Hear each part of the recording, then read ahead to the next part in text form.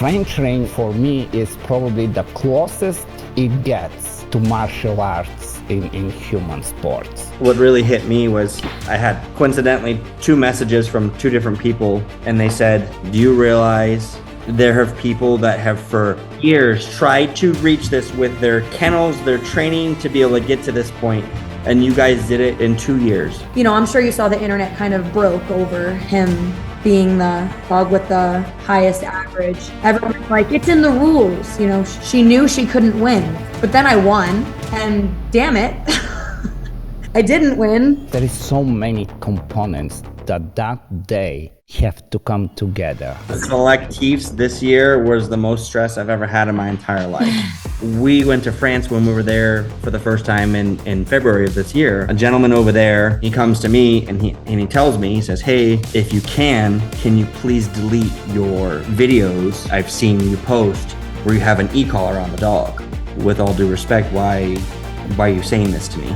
Unfortunately, last year was just a lot of really bad luck. He got really sick. He got leptospirosis, really bad. Whoa.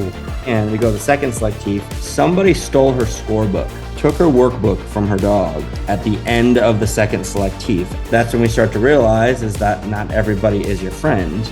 We just want to play in the selectif. That's it. That's all we want to do. When you make it to the highest level with your dog and you think your training is done, but really it's just starting, it never stops. This is crazy stuff.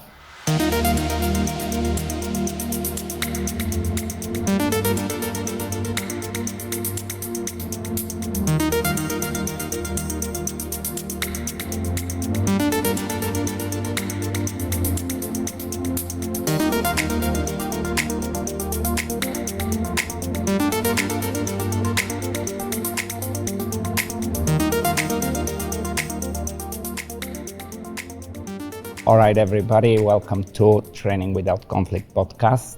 Today, we keep going with the championship podcasts. It seems like the Americans been doing really, I don't know why. I mean, I guess we're gonna talk about this, but it's really been a good run for the last few years. And just few weeks ago, Carly and Maestro won, well, at least on points, were the best team at the finals in French ring. So, who I have today with me, Chad, Hunter, and Carly Elizabeth, and we're gonna talk about French ring because it's long overdue. We haven't had that conversation, and we have an amazing reason why we need to do this. So thank you guys for jumping in on the call. Thank you for having us. Man, I have plenty of questions and I don't even know where I want to start, and I'm gonna be a little bit of a kind of selfish here because Chad, you and I, you know, like I don't even know if we ever met in person, but over the years, back and forth, we've talked plenty. I know what you do, you know what I do. However, for the audience and as I said, a little bit selfish on my part here, tell us a little bit of background. I know, like from where I go as far back, it seems like it was about 2010 or so when I started to hear more and more of your name, and eventually you became a extremely influential person in the NARA community. But just give us a little bit of how it all started for you guys, and eventually how the two of you came together. And yeah, it's funny because Carly just asked me. She goes, what's your relationship with Ivan? I said, honestly, I don't know if I've actually ever met him in person, but we've talked so many times over the years here and there, and just knowing who you are. And I've built my name up for a long time now in the sport of ring. I know you attempted ring for a while now, in the last 10 years. And I've reached out and congratulated you. You've reached out and congratulated me. And we've just always had that mutual respect for each other, and always just followed each other's journeys, and it's been so cool, and that's why we're honored to be here with you on the podcast. Yeah, I think it's really kind of, you know, I'm sure it goes the same with you. We recognize, regardless of sport, we recognize commitment and what it takes to stay in these games. And I think that's kind of where our mutual respect and everything comes from, because of that understanding that, you know, there are no low-hanging fruits in this game. It takes people, not to sound snobby, but it takes people kind of at this level to be able to mutually understand that, because a lot of people don't understand it. You know, I know it's hard for sure. So tell me, how did it start for you? So for me, it started. I actually, believe it or not, I started in Schutzen with my border collie. When I was about 11, 12 years old, I was doing agility and saw some Schutzen stuff and did some Schutzen just fun, did a BH with my Of border course. collie. Learned to get put on a sleeve, catch dogs, just was always my passion. Grew up around horses and dogs, and I always led to dogs. Always Arizona? Oh, yep, all this here in Arizona. Believe it or not, born and raised in the same house I'm in now. So this has been a family legacy for about 45 years now. And when I got involved with that, I started working for a dog training facility actually next door to me here for a long time, and helping with that business. And we were working a handful of Schutzen dogs and personal protection dogs. And I just always loved to be the decoy. I always wanted to put on the sleeve. This is before I even knew what a suit was. And I always wanted to work the dogs no matter what. And one day when I was about 18, I got a phone call from somebody that said, "Hey, I heard you're passionate and talented with a sleeve. Do you want to try French ring sport?" And I said, "Why? What is that? I don't know what that is." And they said, "Well, if you're interested, why don't you come out and check it out?" Long story short, they said, "Here's a suit. Put on the suit. This is a cone. Stand behind the cone, and when the dog comes, just move, and you're going to catch the dog on your leg now." I said, "Oh, okay." I said, "So where does the dog bite?" And they're like, "It's French ring.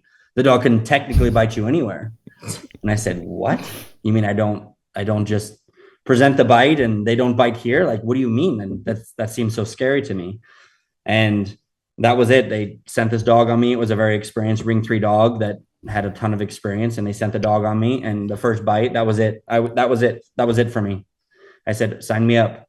And before you know it, I was looking for my first Malinois. And obviously I had experience being around working dogs with herding dogs for so long, and understand the respect that comes with that. And obviously training dogs, pet obedience, things like that. I got involved with French ring, got my first Malinois, and went through the ins and outs, and trained with this person, not will train with this person, and what about this, and oh man, I trained this wrong. And you know, everyone says we always mess up our first dog, but I love that dog dearly, still to this day. She passed away 2 years ago when she was 16 years old, and she taught me everything. That dog taught me everything. And I took her to ring 3. It wasn't the prettiest ring 3, but guess what? We did it.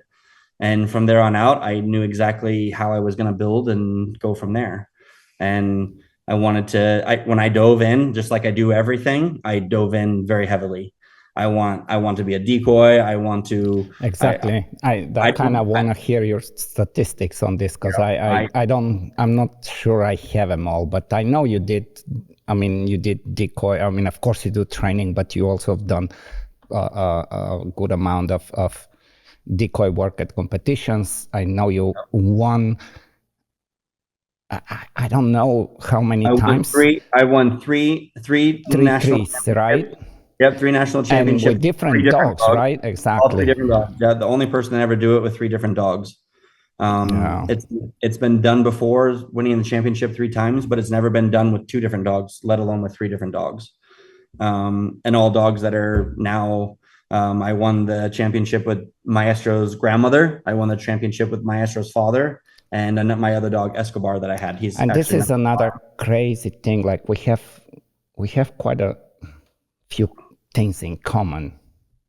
besides that we're, doing different sports, but we are definitely obsessed with the breed of Malinois. You and Carly do everything together, which I'm gonna wanna get some in and outs on how that works for you, and I can share my experience. I want you to go first on that one. But Carly, congratulations, and that's like we were still, I don't know if we were still in Europe for the FMBB when this happened, and it was just mind blowing. Like I'm like excited on one side here, and then I'm like, but we've done this in FMBB. We've won this. Like we have shown that we can do this. What you guys did in France, that was I just really, I get goosebumps just thinking of it. So tell me your story before we get to Maestro. Okay. Yeah. But it was actually funny because I think it was one morning we were all in our Airbnb when we were in France, and I had seen all the videos and all the pictures of your wife winning. And I said to Chad, I'm like, did you see this? This is incredible. Like, that's so cool. Like, I got goosebumps looking at the pictures of your wife. Like, it was, do you remember? I was like, oh, that's so cool. So congratulations to you Thank guys. You. My story is not as long as Chad's by any means. I lived in New York up until I moved out to Arizona. I had a working line German Shepherd that I had gotten, and I was in the region where there was, I don't want to say there was French ring, but there was some people doing French ring.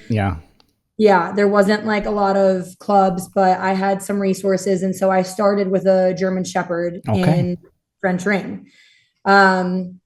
It was kind of similar to Chad in that I found the sport and I was like, okay, yeah, I'm literally dedicating my entire weekends traveling. I had to travel like 3 hours to club every weekend, and I did it every single weekend. And I got her to ring one. She was a ring one champion in NARA. But that was kind of it for me. I bounced around from some clubs and kind of just climbed the ladder in New York. I tried to find people that could continuously teach me when I kind of outgrew someone or someone's club, okay, I went to the next step and then the next step. And then I changed countries for that reason. Yeah, exactly.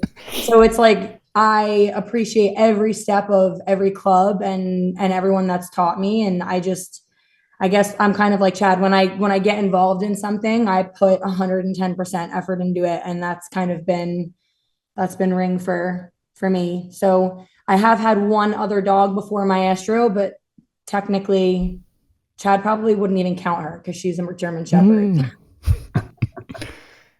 Yeah, and you guys also, just like us, you breed Malinois, we breed Malinois. There's just some weird similarities, like I guess, but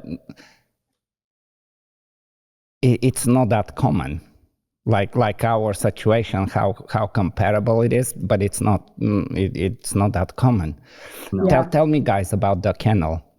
How long, and because that's a accomplishment on its own. This is like a statement. There is Eric's dog is also from the kennel, so we have litter mate to Maestro. Okay, yeah, I didn't know that it's a litter mate actually. So we have 2 dogs on the top of the game just a few weeks ago from your kennel. Yep.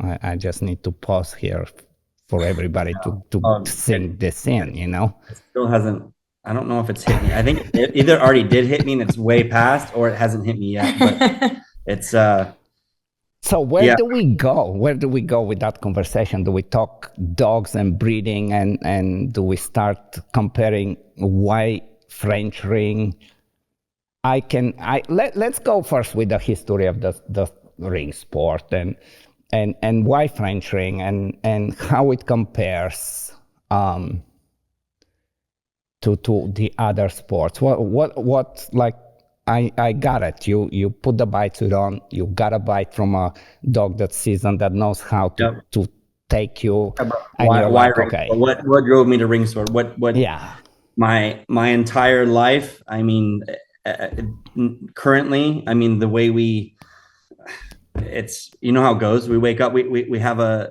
we try to make a bet now with our friends when we go to dinner. The first person to talk about a dog is buying dinner. And it never works. Like, it's not possible to sit down and talk about ring sport or talk about this. And like, it's our life, you know how it goes. Our life, our new house that we just built is built around ring sport, built around dogs, built around just, you know, exactly how it goes. So why ring sport? So for me, obviously I'd played in Schutzen, obviously not at a competitive level by any means, but just played with the sport and admired enough to understand it. Yeah, enough to understand it. Believe it or not, I competed in Mondio ring before I competed in French ring. I did do Mondio for about 2 years in the very beginning, about 16 years ago. And what fed me, I'll try to keep this as simple as possible. The thing I love most about the French ring sport is the fact that, in my opinion, it is the true test of dog and decoy. It is a test of that dog against that decoy, especially a ring 3 face attack at a selectif or a final championship in France is the biggest test of any dog in the entire. And for people that are not familiar with French ring, briefly explain what you mean by what is test and how much freedom the decoy, and what is actually the dynamics between decoy and a dog, because that's really what's about. What differs this sport from any other dog sport is, even from Mondio ring, which there's a lot of similarities from French ring to Mondio ring, French ring sport at the highest level, so ring 3, it is dog versus decoy. So when that dog is sent down the field, whether it's a guard affirm, whether it's a face attack, flea attack, that dog is sent down the field. That decoy is trying to esquive the dog, so trying to miss the dog and trying to prevent the dog from biting in any way they can within the rules, right? Obviously, there's rules, but at the same time, it's just a decoy who can put all of those things together, and just the finesse and the timing and the precision. And the fact that a dog could bite you right here, or a dog could bite you right here, or have a perfect bite in the bicep or on the knee, or really that dog can bite anywhere on that suit. They don't score, you know, as you go on and learn French ring, they don't score the grips in French ring for obvious reasons. Good reasons, right? Good reasons. Sometimes those dogs, I mean, we have plenty of trials we've been in with Maestro and my personal dogs where they've held on with literally just two teeth, the entire 15 seconds. And guess what? The dog can get full points just from holding on with the teeth. But that decoy is swinging, spinning, preventing that dog from being able to counter, to be able to regrip. And the job, just to kind of bring a little to add on to what you're saying, just for people that are not familiar with the sport, probably the most interesting part of that fight, if you call it, between decoy and a dog, is that the judge has a timer watch, and it's counting tenths of seconds how much the dog will be delayed and prevented to get a hold of the decoy. And for this to happen, the decoy is free to choose strategy that is best strategy that they would assume for that particular dog. And if that means make the dog miss or block the dog or so on. And the decoys, I mean, to get to the finals, this is not I volunteer to be there. No, there's lots of blood, sweat, and tears for sure. There is a big, yes. So there is a very, I mean, also it's a very prestigious event from a decoy perspective, for just to be part of that cream of the top decoys in the country. This is a whole different skill. And one more thing, and I'll let you keep going, because I'm so bad I forget. I just think of something and then I will never remember no problem. it. That's how I am. But the French ring for me is probably the closest it gets to martial arts in human sports. You just said it. For me, it's MMA. There for is dogs. nothing remotely close, no other sport, because it's really like how you would roll in jiu-jitsu on the mat. You can do exactly the same. The concepts are not that different, and I think this is just one of the. Once you understand I think that's when the French ring really becomes a very different level of how special the sport is, right? Yep. I say, like, for me, what makes it so special and which makes me so addicting, it's kind of like golf, for instance. Like, I'm no golfer by any means. I'm a terrible golfer, but I love to play golf because you get that one good hit, that one good swing, and it keeps you addicted. And then it's like, man, what can I do to be better? How can I change this? How can I be in it's golf. We all know it's a very difficult sport. And now relaying to French ring, I send my dog down the field, and now I have this experienced decoy that's now shown some holes in my dog that I didn't know about or I didn't see. And guess what I'm doing when I go home? I now have to train my dog to see that picture. In the next competition, every score sheet you look at, it's not always perfect points every time. And every time you look at that score sheet, okay, my dog got scooped on the defense. Guess what? We're going to go home and work now. My dog didn't come up on the face attack when he saw the stick in front of him, and he went to the leg and he got scooped low. So now I have to teach him this and how to counter that. If the stick is here, if I pull this leg, instead of following my instinct, which is to chase prey, I need to take the stationary leg. It just, those are the technicalities of ring that just make me so addicted. Yes, the technicalities are just what you just said. That this is what French ring is. It's like by far the most technical dog protection dog sport. There is nothing. There's just absolutely no question about it. And when it's almost. I don't know if I want to. I don't know what to say. I'll say some weird word that people will get upset, but like, in IGP, like Schutzhund now called IGP, the guy will present the sleeve just a little bit with like, let's say the angle of the sleeve is like this instead of like this, and everybody made a big deal. Mm-hmm. And in French ring, you teach the dog not even to have the answers, but to actually anticipate and move and adapt immediately to the next, whatever that next is. Yeah. Right? And it's very, it really, like I sometimes watch, and that's kind of, I guess, the good thing. I'm really obsessed with all dog sports, and especially the protection dog sports. And every time I see something in let's say being in IGP, because it's so structured and so detailed, but it actually, it's good in some ways, but in another ways it's so robotic that it doesn't allow flavor. And you don't see natural, like you can really train for not that you cannot train in French ring, but again, there is much more of a sequence that the dog either can predict and anticipate and respond correctly or fail. And in your opinion, guys, and either one of you, I'm really interesting to hear. Like, but comparing,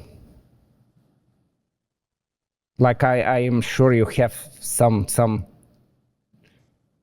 ways to compare, and don't feel shy of being really saying it how it is. But I'm curious, and I know it will be very interesting for everybody. Let's put French ring against IGP, Belgian ring, Mondial ring, and I think we leave everything else aside for right now. But where is the beauty of French ring? And keep that in mind. I'll tell you, when I was in the very early, I don't know, was it 89 or 1990, but it was basically when the Mondial ring was about to form as a Mondial ring. And I was in Belgium, and my friends just dragged me to Tournai to watch this big thing. I was not even 2 months in the country yet, so I had no idea what's happening, but I knew that it was a big deal. And you had this, I mean, you had all the names that looking back now, I'm like, man, I've been around these people, you know, like Danielle de Monduy and Luc Van Stebroek. It's like, but I didn't know. And Yes. But the interesting thing that I want to talk to you about is there were a lot of fights, because this was the time when somehow, I don't know who, but somehow they decided that, well, let's see if we can put it all together and make a super program and have an international program. And it was a super idea, but they started to fight of what part of which exercise should be included and why not. And so there was a classic lines at the time that, you know, like the Belgian will say, well, the French decoy is just playing like a rabbit. Of course, the dog is just chasing them and trying to catch them, but there is no real. Then the French guys will just make fun the same way about the Belgian guys. And I think this is still goes on. But once everybody understands just a little bit above the average level, any program, you start to appreciate what the program looks for. And the Mondial ring, I think if they were to put it together how they were thinking to do it, it would have been definitely the ultimate program. However, it would have been very hard, because you would have all the components of an environmental pressure from the Belgian ring, mm-hmm. including the decoy pressure from the French ring. Mm-hmm. And how many people and how many dogs in the early 90s would have been able to actually say, yeah, let's do this, you know? So I think that's kind of how the compromise ended up with Mondial ring, and eventually it started to evolve. But tell me how you guys see all the core of the protection sports right now, and what are the good and the bad from each, in your opinion, in your Yeah, so this is always a controversial conversation, as you know. Yes. It depends who you're speaking with, but that's why we're here, right? So I have a lot of good friends that are in Mondial ring, and listen, I have all the respect for anybody at dog sport, IGP, Mondial ring, everything you just said. The Belgian ring people that I follow, I mean, they're incredible. Anybody that can work a dog at the highest level is absolutely astonishing, outstanding. I salute everybody who does that. But when we have these conversations with people, and obviously I'm a diehard French ringer, like that's me, French ring all day long. Yes. The people make comments all the time. oh, bring your dog to Mondio ring. Let's see if he's a real dog. Oh, your dog couldn't do that in Belgian ring. Oh, your dog couldn't do this in IGP. And listen, like everything, because and one of the big conversations, and again, we're gonna go in circles here as we talk about this, but that's the whole point. But and at the end of the day, everyone sees, okay, you have this really good French ring dog, but he's only good at French ring because he knows these exact exercises, and that's it.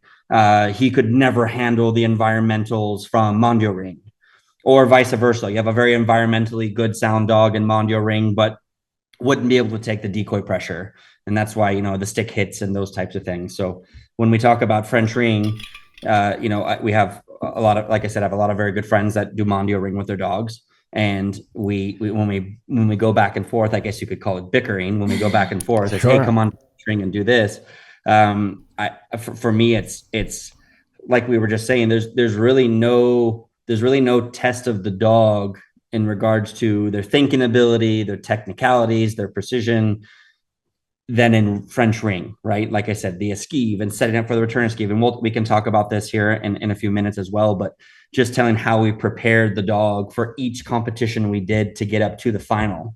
And like I think that's a whole podcast of its own, because it's hopefully you guys have time. You're like, because I want to go there. Plenty of time. So when we talk about Mondio ring, for me, and again, whoever's listening to this, with all due respect, I love your sport. Mondio's great, but here's what I don't like about Mondio ring. For instance, is I get to cue every single exercise that I'm doing for my dog. Okay, that's fine. And some people say I get to cue because the field is different every time and the picture is different every single time. Your stupid French ring dog gets the same picture every time, so he knows what the exercise is. Okay, I'll agree with you to an extent on that. And if you cue a single exercise in French ring, then guess what? It's zero. That's it. It's done. It's off the board. You're going to the next exercise. So for me, French ring is the most brutal when it comes to following the rules, like following the rules. Precisely. If you're not a good handler, you're going to be penalized for that. You will be penalized for your that. dog's not even going to do the exercise. It can be over just like that. That's it. Oh, I'm going to do a throw and there retrieve. is a good reason for that. Yes. And again, another reason why I cling to the sport so much. And when I went to my first, again, all due respect to the Mondio ring people, when I went to my first Mondio ring trial, and I watched them cue the send away in level 1 for the send away for the dog. Send away, send away, send away, send away. They're pointing, they're directing this. Okay, cool. The dog knows it's a send away. That's great. Good. But if I do that in French ring, that's it. It's over. So you better be very good trainer and or both know how to cue your dog without being obvious, right, which a lot of people do in French ring. But for me, that's I think Mondio ring is the mastery of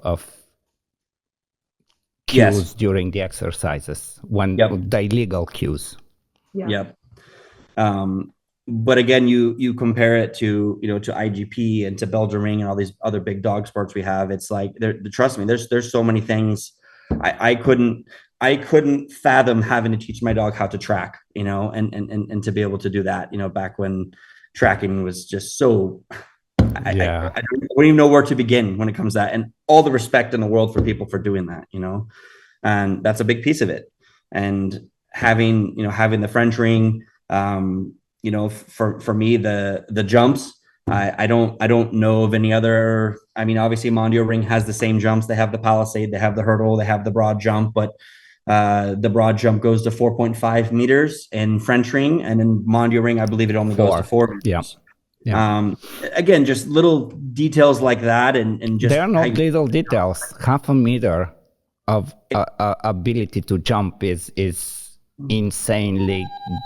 I mean, it puts us line in the sand between dogs. For sure.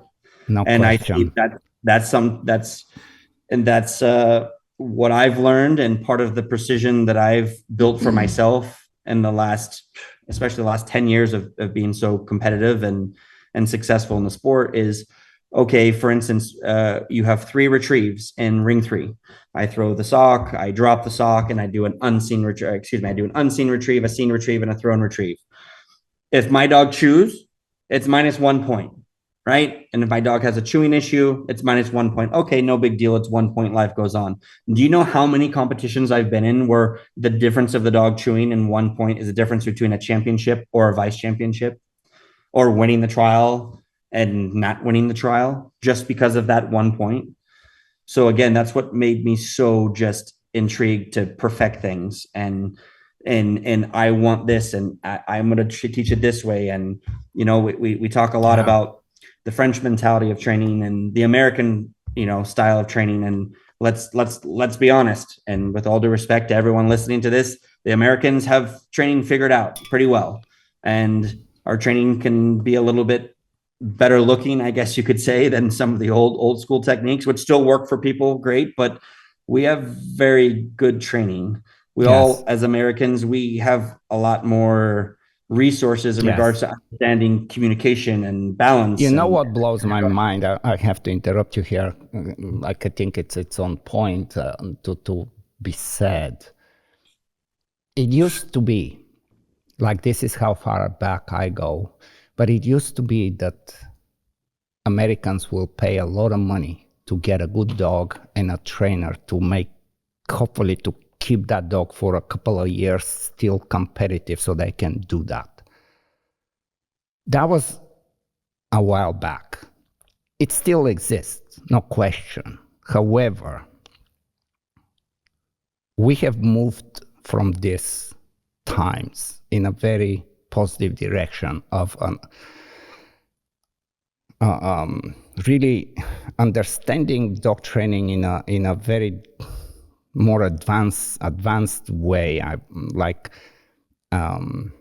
Again, I don't want to insult anybody. Just as you say this, now I'm kind of starting to be conscious about that. But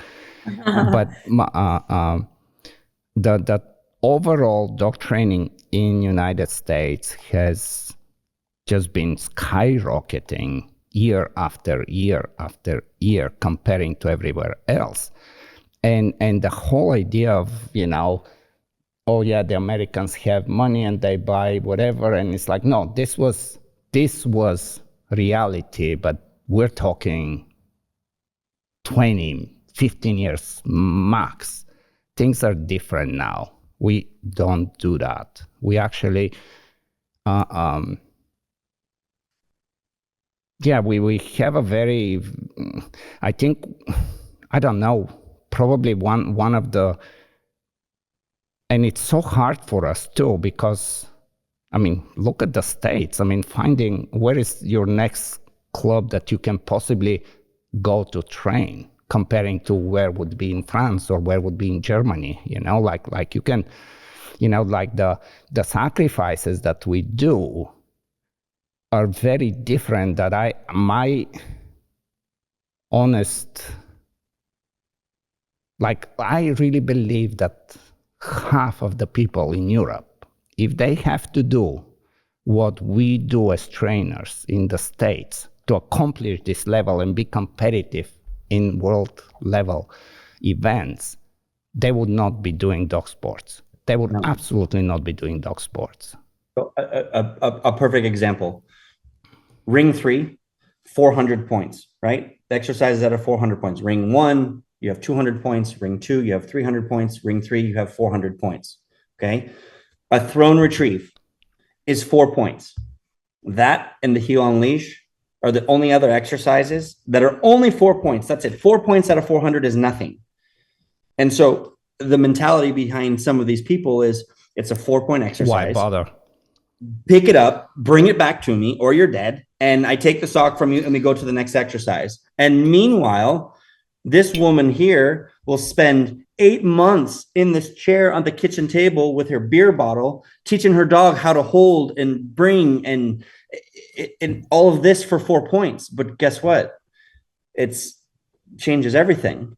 You have a dog that's happy to do it and is motivated to do it and doesn't chew and is trained to do it the right way and is just so absolutely beautiful and perfected. I love where you're going with this, and this is, I mean, we can really talk so much about this, because it's not about the 4 points. It's not about the proper behavior on the socks or glass case or whatever it is.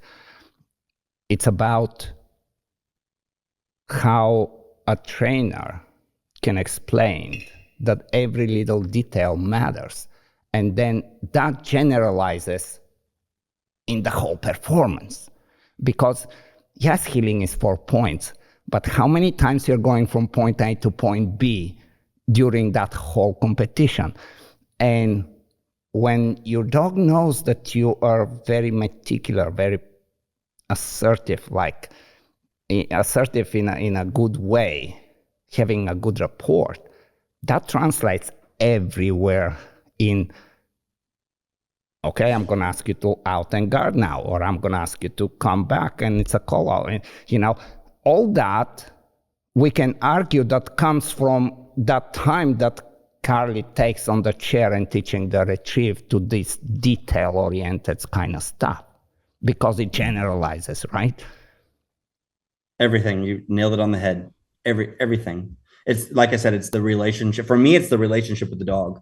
The dog knows what we put into this, how we put into this, how we train this, how we achieve this. When he made a mistake, we showed him how to do it the right way, instead of punishing him to the point where he doesn't want to do the exercise anymore, and taking our time to build something. And you nailed it on the head. It's not the 4-point exercise. You're right. It's 4 points, but you better believe that every other exercise is that how that was trained is going to, whether it's good training or bad training, it's going to bleed over into every other thing else that you do with the dog.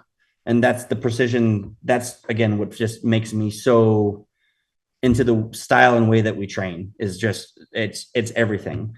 It's, if I don't go onto a field, and I've had to change this mindset now that I've had to increase my expectation levels, even just for myself. But I go into a field knowing that my dog is capable of making 400 points. Not, okay, my dog doesn't have this exercise, we'll just zero that and we'll fix it later. Let's just see if we can pass. And with all due respect to the people that want to do that, there are a lot of people that do that. Listen, sure. I want to go out and I just want to pass and I want to have fun with my dog. I have all the respect for those people, because we need those people in the sport too. Those are important people to have in the sport. They're important people, and they also give something to their dogs to do, instead of absolutely having dogs losing their mind chasing just, you know. Yep. So for sure, that's not me. That's not me. That's not her. That's not who we are. We want to prepare everything as best as we possibly can. Yes, there are some situations where we know the dog is capable, but this variable, especially in the protection side of things and the protection side of things of French ring, to where I know the dog is capable of making 30 points on this exercise, but these variables, they might change some things. Right. And guess what? If we have some issues, then we're going to go and we're going to fix those issues. We're not going to say, oh, better try next time. No, we're going to go home. We're going to fix them. We're going to show the dog now that picture. And we're going to go out there with a mindset that we can achieve 400 points and the dog is capable of doing that. Yeah. I can't even count on my hands how many notes that we share to each other on our phone after a competition of, okay, like, I need to do this when I get home. Okay, Maestro did this. I think I need to do this with him. I need to show him this. Okay, I didn't like how he did this. I need to prep for this. It's like, it never stops. Like, I made a post, I think it was like a year ago, of me doing a retrieve with my dog. And I said, like, oh, when you make it to the highest level with your dog and you think your training is done, but really it's just starting, because that's when I feel like you really start to learn who your dog is with maturity and trials, right, and all that stuff. You want to know something that's funny, Ivan? When we go to train at a field in France, we have many fields and wonderful people we train with. And we go and we're around maybe some new people that haven't met us or don't know us yet and don't really understand, our style of training, the way we do things. And when Carly comes out on the field with a dog that has built a name for himself, let's be honest, and everyone knows who the dog is. And when she comes out onto the field and she sets her touch pads out on the hurdle and sets her touchpad out for her retrieve that she's training, and people's heads just spin. This is a 19-time ring 3 dog that puts up these kind of scores, and you're still going out here with touchpads and food, and I'm still training with food, and she still has food in her pocket to reward her dog. What are you doing? Like, people, it blows their mind. But then when they see the result at the end, right, their mouth shuts very quickly. Yeah, they start to pay attention, don't they? They do. And they say, okay. I mean, the smart ones, at least, they should. Yeah, more people might have food in their pockets now. But you know what is the interesting part about what you just said, Carly, with the, going back home? I mean, these are the dynamics that I so get because I live it too, Sure. And often, like between me and Natalia, when we have this kind of conversation, sometimes I have to actually just quiet her down and say, like, that was this one time, and we don't need to. Like, we really don't need to over fixate on that one time. Right. Yep. I'll be like, are you worried about this? And he's like, no, I'm absolutely not worried about this. But I'm like, okay, but I'm worried about it. But I'm glad that you're not worried about it, because if you're not worried about it, then it makes me a little bit less worried. Right. But Chad, somehow we still have to make them comfortable and address it, even though it doesn't, even though you see that it's not as big of a deal as it is in her head, but you still have to, right? So everyone. So when I compete myself with my dog, people ask me, "Oh, do you get nervous? Do you do this?" Yeah, of course. Like there's a level of that, and for me, it's not necessarily nervousness. It's more so just like, for me, it's almost like more excitability now, just because I've done it so many times. But when I go and I compete, I'm let's do this. Let's have a good time. And on the other side of things, being a coach for her and on the sidelines, I hate more than anything in the world. I hate it. Yeah. I hate it. People have videos of me at every competition that we've done, in France especially, pacing on the sidelines, hands on my head, in my pockets, over here, this side of the field, walking over here, stopping here, watching this, doing this, pale white. Like, it takes the life out of us, because, but you understand that out of time and training and commitment, at the end of the day, it's her out there, but it's both of us out there on the field. It's definitely both of you, and that really matters. And the more you're in the game, the more you start to realize that those few minutes on the field are, there is this, I'm gonna butcher this big time now, but there was a very cool saying about you seeing Bolt, the runner, how he runs for 6 point whatever seconds, but actually how much of his life he spent to run this 6 point whatever seconds. So that's why it matters for us, and it's much, much harder to watch, because once you're on a field, your mind is busy with other things. Now you gotta perform. There is no time, and you gotta learn, okay, this didn't go exactly how I wanted, but here is the next exercise. I gotta move on. To where you pacing by the field, it's the hardest thing. I wish you have a solution and give me some tips on this one, because I am just. I asked you. That's why I asked you, dude. No, Nightmare. We should make a blooper of videos of spacing around the field. Oh yeah, I'm sure. It could be a 45-minute video of the clips combined. I tell him when I'm getting ready to compete, like there'll be like a dog and a half on the field before me, and he starts already. He'll come up to me. When are you going to take him out? Don't worry about it. Like, I don't do much warm up with him. Okay. Don't worry about it. Don't. And then I'm like, okay, wish me good luck right now, because we're not going to see each other. I love it. And that's literally how it goes. I'm like, I love you. One dog before her. So 45 minutes of routine. So one dog before her, I give her kiss, her hug, wish her best luck, and that's it. I'm gone. I leave her. And then I don't want to see That's him. it. I really don't want to see him because seeing And she how doesn't see me stressed- until she comes off the field. Very much the same. Like, this is weird. Very much. Natalia is the same. Although sometimes, not all the time, she will correct me here. But there are times where she's like, okay, we're done. You need to go away. All right? And I go away. But then it's like, but I need you for this. Yes, for sure. I'm like, okay. Yeah. You know, it's, Wait, hold on. Can you take my tug real quick right. before I go on the field? Yeah.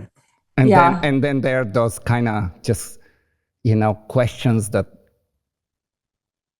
they're not really questions. It's just that time, that the build up, and it's like, okay, what do you think? No, never mind.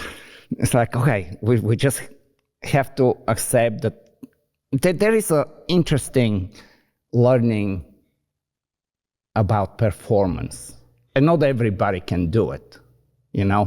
I'm convinced that it takes a special mentality to handle the psychological pressure, because once you've done it long enough, you start to understand that what it means and what it takes, and everything comes together, and then the pressure just kind of sinks into you, and you're like, okay, I either have to embrace it and I can do this, and I'm born to do this, or I cannot. And there's people that handle very poorly competitions, very poorly. But let's go back to the just the French ring and the dogs in French ring. What does the French ring reveal about the qualities of a dog that the other big sports may not show, don't emphasize on? So the French expression, I don't know if you've heard this before, but the French, basically the way of saying they have an exceptional dog or just a normal dog is your dog has a big heart or your dog has a little heart, is basically a way of saying, oh, you have a mediocre dog. Your dog has a little heart. And that's been an expression I've heard since I started going to Europe years ago. And in France, they say that a lot. Oh, your dog has a little heart. It's a nice way of saying, oh, okay, your dog's shit. He's shit. Yeah. Yes. But the qualities for a for a French ring dog, I mean, we were talking about the jumps earlier. There's a great amount of athleticism in dogs' jumping abilities. You'd be amazed the amount of dogs that are just absolutely amazing in French ring in every aspect, but they cannot jump to save their they cannot save their life. And yep, they make finals and they go to championships and do those things. But guess what? Breeders, that matters so much, right? Absolutely. I personally can't.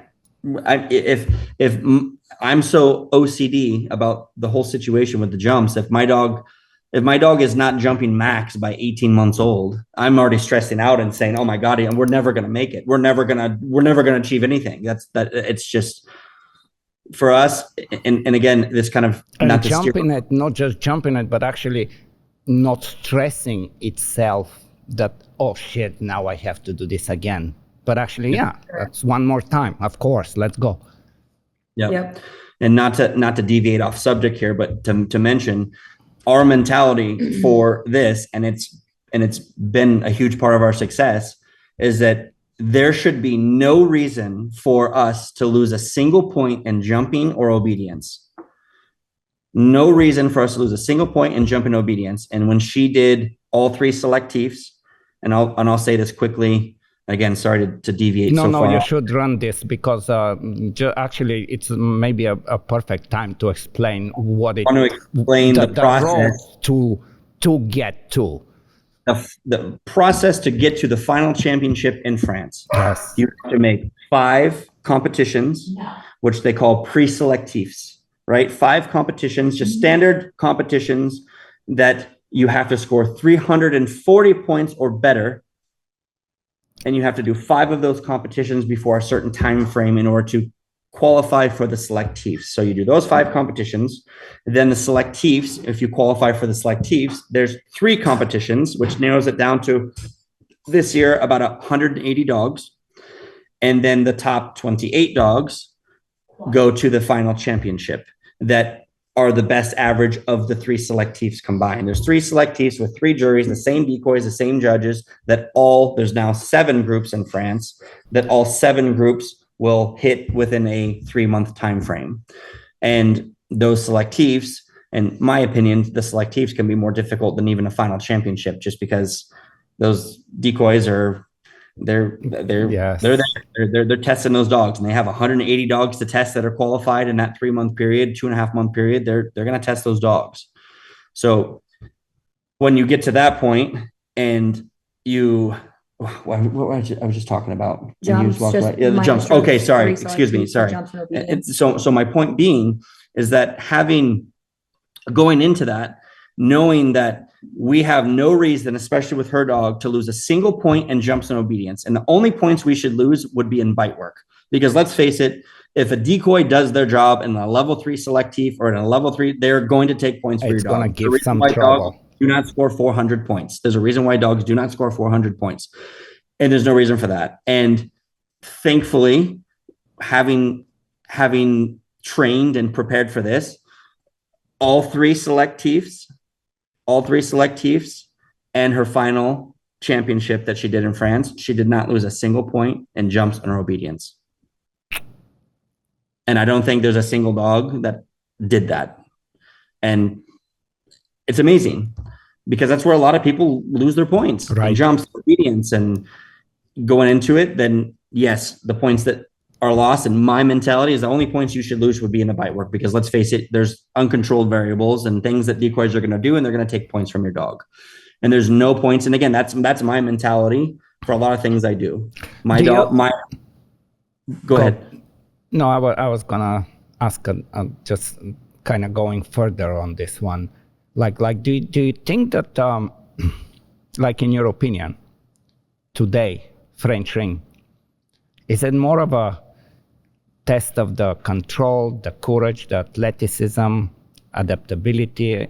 Like, I know it's combination. It's always you have to have, but if you have to pick two qualities in a dog and the training, where would you go? Of course, courage is genetic. I mean, the dog either has it or it doesn't have it. As you said, like the French saying that's across the board in any country, you will have, recognizing that, yeah, your dog is okay. It's okay. But we need the athleticism. We need one of the biggest, for me, and I'm sure not just for me, the overall endurance. It's so underestimated in every other dog sport.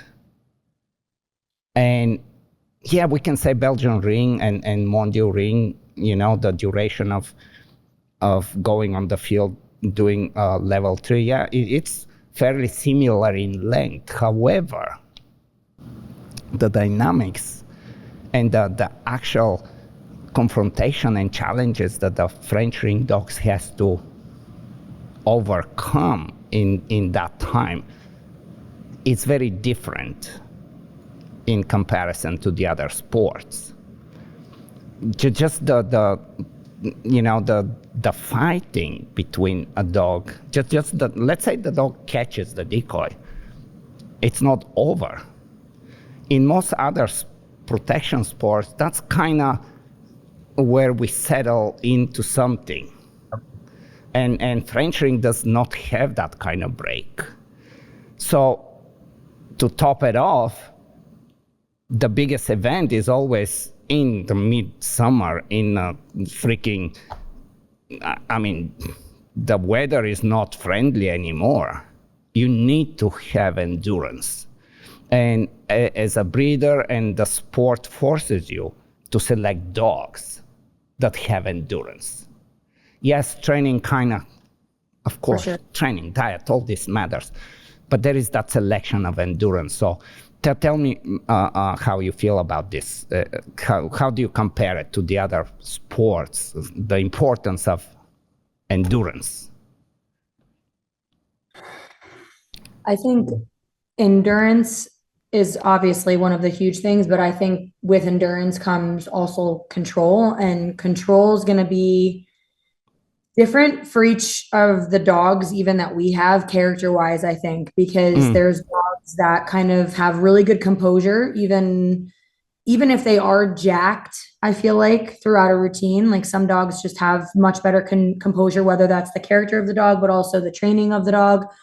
But one thing I'll say is the way that it goes from jumps to obedience to bite work. If you have a dog that gets really fired up in the jumps, and now you have to go into the obedience, I think it's challenging in itself to maintain the control and the composure of the dog, and trying to figure out what works the best in order in training to keep that. Because for me, my dog gets fired up for the jumps, and then I have to go into the obedience. And I think figuring out what works. I mean, I don't do a lot of motivation for my dog for the jumps, for the sheer fact of he motivates himself plenty. And that's been something that we've kind of learned over the years is, okay, we need to do this. We don't need to throw a ball for him because it just makes him stupid, there's just way too much arousal in that.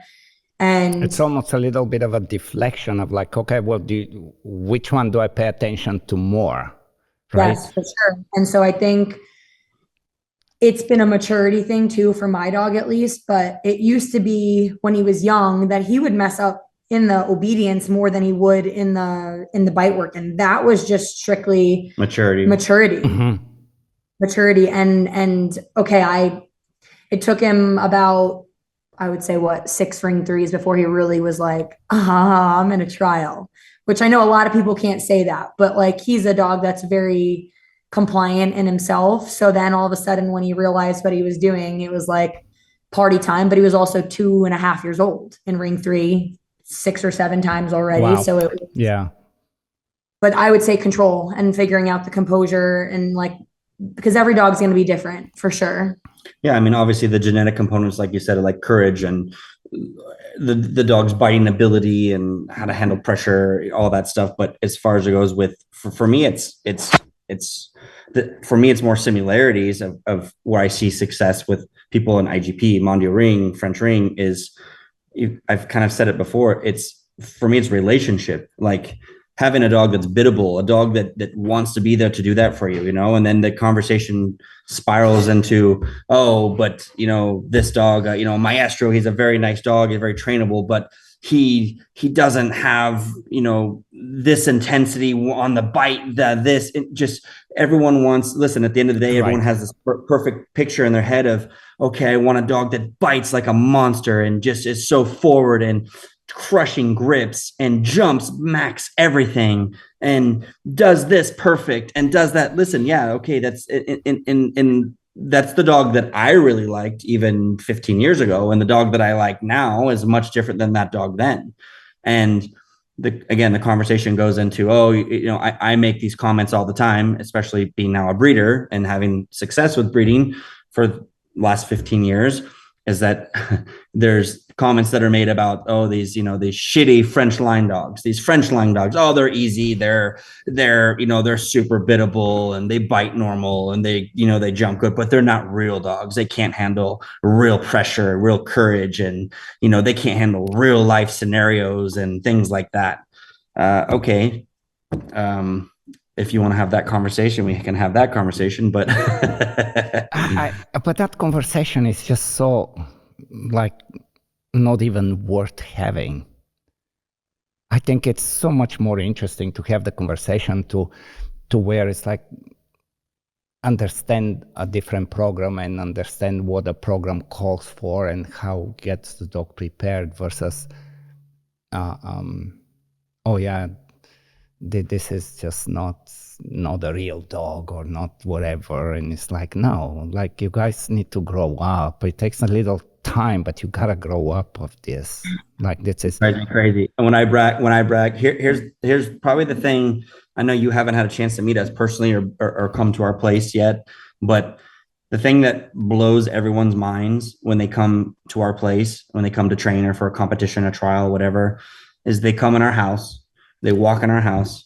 There's 1, 2, 3, 4, 5 ring 3 dogs, intact males, laying loose on the floor underneath the kitchen table while 20 people are in our house drinking beer, having dinner, having a good time.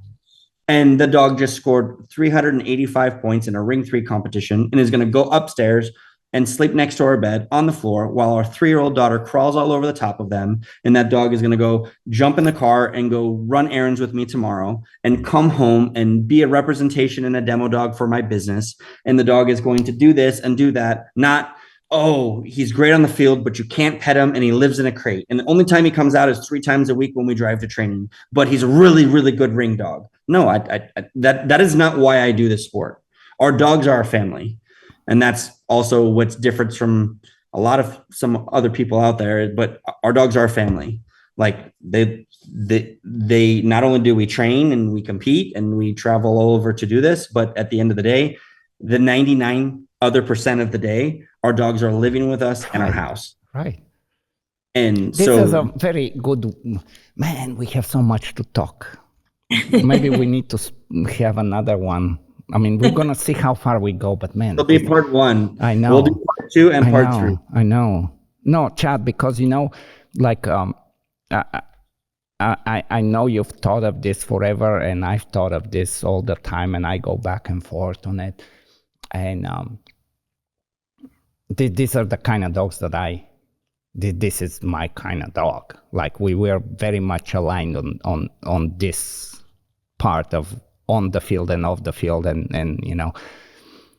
however, sometimes I'm like, man, what would happen if I had that kind of a little nutcase that was not so easy off the field? And then it becomes interesting because, like, I don't know what I would do. Like, if it totally, I need to just completely rearrange all of my life around that, maybe. Like so many people do. And there's not a problem with that, but that's just not my style of dog. Right, exactly. It's I don't know what I would do if I had that dog. I guess I cannot say I would get rid of it, but I have to like a lot of things to put up with the shit off the field. Like this is not easy. This is not easy. What part of the French ring you think it's most misunderstood by people that do other protection sports? That kind of seen, of course, everybody's seen French ring and everybody, it's like, oh yeah, I know. But what do people miss about it? Like, what are the things that get misunderstood? Yeah. It's actually a good question. I feel like I've never had, like, I guess, good conversations with anyone outside of the sport other than PSA people, which we didn't really mention PSA. That was like the one sport that we were like, we're gonna leave it at that. PSA. I feel like I've had a handful of people message me, and in a friendly way, right? Like, in conversation, it's like, oh, well, your dog would never make it on a PSA field. I'm like, yeah, he probably wouldn't, because he'd kill himself with how the decoys are, or he'd kill somebody, because my dog's way too fast and way too technical to be sent on a single PSA decoy, and I'll stand behind that. His neck would be broken, or the decoy would be broken for sure. But it's like, yeah, I'd run your dog. It's like, yeah, because my dog's not exposed to screaming at him while he'd be like, oh, I did something wrong for sure. Because Chad will tell you, even when I was 8 months pregnant, still training my dog. If he was doing something wrong, oh, here I come, waddling down the field, right? But it's like, right? Like, it's just, I think linked to that, it links to like the two sports of PSA and Mondio Ring, where people will say and comment about the environmentals and all the scenarios and always. all that, and saying that, oh, that, you know, these French dogs couldn't handle that. Well, I beg to differ. If our dogs were trained to see that picture, the same reason why your dog couldn't do a ring 3 face attack. But if we probably showed him, your dog's a nice dog.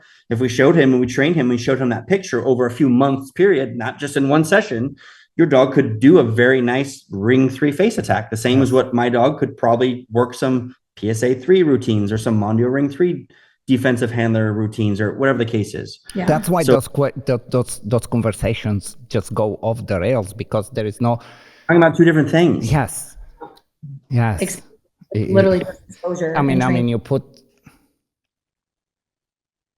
I will put so much money on a high-level French ring decoy stopping a Mondio or PSA or a IGP dog, and not in a brutal way, but just a checkmate. It's just like, okay, I have no answers anymore. Just within 10 seconds, it's like, what is this? I don't know what to do. So it's very unfair to compare what the dog actually is trained to do versus what the dog has inside as far as genetics. And you know, I mean, this is probably why, I don't know, like I cannot think of any better exposure than French ring confrontation between a decoy and a dog, for a dog to grow up and understand that this is not just rainbows and unicorns. Do you think the sport's becoming more more technical and like where do you think the French ring is going right now? Like, I just a couple of days ago I was watching. I have so many old VHS tapes that I have to send them and get them digitized, because they just probably, I hope they're not going bad, but I have probably, from like 2001, I have, I don't know, at least 2006, I have all the French finals on VHS. And cool. Yeah, and I was watching, just a couple of days ago for some reason, and the reason I was watching it is because when like you say, well, this dog stands behind in the pedigree, and you're like, well, who is this dog? Okay, everybody likes him. Okay, but there is an opportunity that you can actually, if you spend the time, you can really see that dog being in French ring, being Belgian ring, being IGP, but you can actually see the dog. And you can take under consideration the training that maybe it's outdated and strip that away and still try to see the actual dog that all of a sudden became a very popular dog that probably should have not become that popular for breeding purposes, but somehow it made the name, and it's like, okay, yeah, and where how like for the years, I mean, you now have plenty of years of evolution and observing the evolution of training and the dogs and the breeding. Where it was and where it is now, and why? So I'll answer that kind of in every aspect. Yes. So So you asked a question specifically a minute ago about where do you think like the sport itself of French ring is going? Yes. And it's here's the issue with and again, even a lot of dog sports, and this is why other dog sports, like for instance, PSA is one of the fastest growing dog sports there is in the US. And the reason for that is because there's a lot more resources. I mean, no disrespect when I say this, but it's a little bit easier to become a decoy. It's a little bit easier to, get groups of people to train for these scenarios and do X, Y, and Z. Mm-hmm. Yes, I will say being involved for many years now, I think the amount of people and dogs getting involved with French ring is steady. It's not as much as I would like it to see, but it's steady. But the problem for that is because it comes down to what we've been talking about now the last hour of just the overall just kind of difficulty of what comes down to difficulty of resources. We go to France, and when we land in France, we train in Ile-de-France, which is the Paris region. We train, if we're there for 10 days, we train on anywhere from 8 to 10 different fields in the 10 days that we're there, all within an hour of each other. 10 different fields. There's not even 10 official ring sport fields in the USA. Right. There's not. And you have, the evolution of the sport here is much different because you have people that want to do it, okay, but they're also learning how to do the sport without the resources. There's people that are training defensive handlers, and again, the French laugh at us for this, but guess what? It's helped a lot of people get to the success where they are now, but they train defensive handlers with a ball and a tug. Right. They put the tug on the ground and teach the dog to au revoir and walk backwards. And then transfer it. Yeah.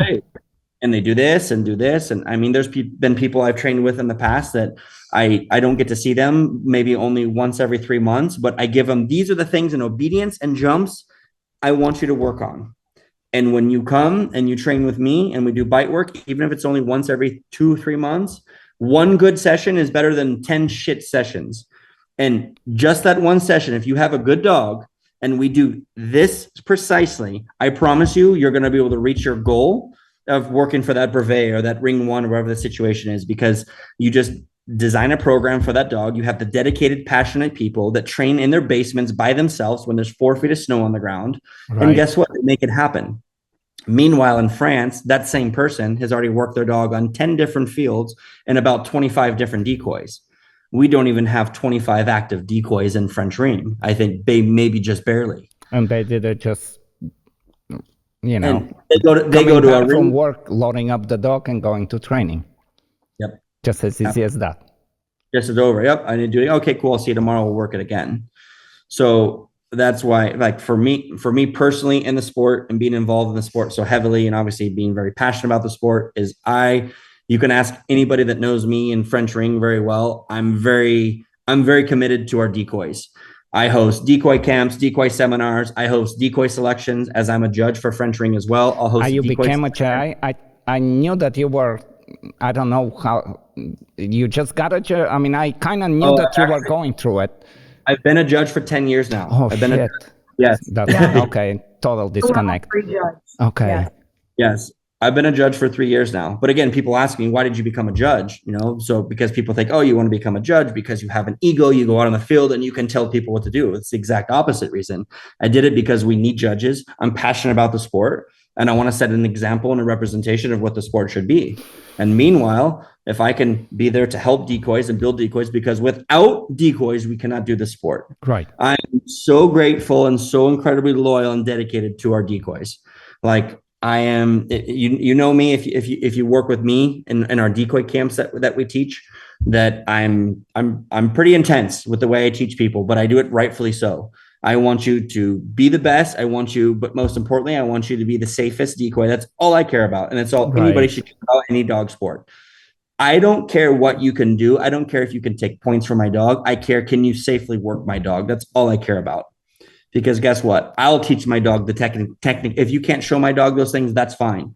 I'll teach my dog the technicalities, the precision. You just help me work my dog safely. That's all I need to do right now. And there's people that have been able to all right, I work my dog on this decoy for X, Y, and Z. And then when I come and see you every 6 months, then we can kind of fine tune those details and we can slowly progress. And that's great. But as you know, just like any dog sport, some people get discouraged. Life goes on, they get married, they have kids, they're less passionate about it. And then you have the people, my ring club 15 years ago, I used to have 23 dogs in my club and 15 active handlers. Whoa. And now there's a reason why I have only 6 or 7 people in my club. And no disrespect to those people, but guess what? If you come to me and you say, hey, let's work on this exercise tonight. Okay, where were you last week? Oh, my dog ate my homework. Whatever your excuse is.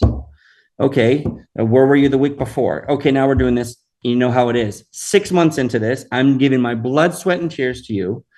You have not been committed. You have not shown up, and we're working the same thing we did 6 months ago. Right. We are not progressing. And because you're not taking this serious. And then obviously as my success started to evolve into the sport, I had to change my mindset. And I had to change my mindset. And listen, anybody that has trained with me will know that I will give you my blood, sweat, and tears. You come and you want me to help you, I will give you 150% of anything I can offer you. But if you want to come just because you want to, I just want to do this and I don't really know what I'm doing. And if you don't really have somewhat of a serious mindset, with all due respect, I'm not going to help you. Sometimes it's just a checkbox for people. Oh, I'm training with Chad. Right. And I'm not into that. I'm sorry. I'm not into that. But there's been so many people, there's been a lot of teams in the last few years, especially that I've helped, especially in the higher levels, with just fine tune some details with their dogs. And man, my dog, we just can't get this basket figured out. And I'm just having issues and do this. Okay, come, let's work it. Let's see what we've got. I give you these things to work on. Send me some videos. Let me know how it goes. I can't tell you how many albums I have on my phone shared with so many good friends of mine that go home and they apply the details. And again, for me, that's about growing and evolving the sport. And it's not just me to be able to do this. It's people like that. And if you have more people like that with that mindset, the sport can grow. Right. And you don't have to have a level 3 decoy in your backyard all day long, but you need to have a plan. You need to know what works for your dog. And then you can, even if it's not as fast as you want, you can still progress and you can still get to where you want. But again, that's also what limits the sport compared to other sports, is that the technicality of catching even a dog like Maestro down the field, like there's not very many decoys that can do that. And I don't say that to have an ego and to have this big cloud over my head. Right. I say that because that is the truth. There's sometimes even the cones are not enough help. Yeah. No. Say goodbye to the cones. Oh. And then that's it. Then that person gets, I can't tell you how many decoys I've had here that I've trained, and they've gone on and succeeded as wonderful decoys, and people that they get hurt once. My old dog, very good, very talented guy, very athletic guy, came out, trained with me for about 8-9 months. Just great guy. Outstanding. I mean, this guy, he could have been, in my opinion, one of the best decoys out there. My dog hurts him and kind of twists his knee the wrong way. Nothing major, but just kind of first time he ever got hurt. He got kind of lucky and just had never been hurt before, never really understood that you can obviously get hurt doing this as a decoy, especially. And that was it. Twisted his knee, and that was it for him. I don't know if I can do this anymore. Yeah. And that's it. And then, decoys get hurt and then you're screwed. It's like I tell her all the time, if I get hurt, you're screwed. Not only are you screwed, but I'm screwed because I work my own dog. Yes, I have a decoy in my club now, but I'm training him and building him right now. And just with how precise and technical things are, it's hard. And again, that's what also unfortunately prevents the sport from being able to grow so quickly, is because there's so many fine-tuned details that you need to understand and that people need to be all on board with in order to progress, especially if you want to play at the high level. If you look at our active roster, we have, I think maybe 70, 80 dogs that actively compete in ring 1 in a year. We have about maybe 40 dogs that compete in ring 2, and we have about maybe 15 dogs in ring 3. Okay. How does that's always been interesting for me. how does it fluctuate? And are you guys now kind of in a plateau? Is it growing? Is it coming? Like where is NARA right now?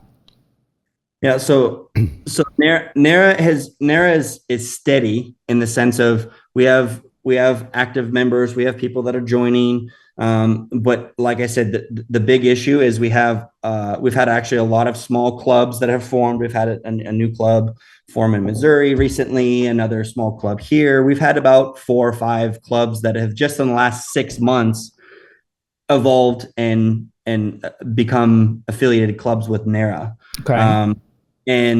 And from there, they will, they'll have their president, their committees in their clubs, and then they'll actively, the goal is for those clubs to be able to host trials and to do things like that. But as we know, it becomes very difficult because not everybody has a field. Then you have to rent a field, and then you have to, find the fencing for the field. You have to bring equipment to the field. And then sometimes when people realize how much is involved with all of that, they don't want to do it. And that also is what kind of hurts the sport of French ring a little bit as well, is because it's a lot to host a competition. It's a lot to host a trial. I know. I was gonna when you said that you were talking about how many dogs you have in the house and they're all level 3 and whatever. I'm like, man, we just had a regular club Mondio trial, and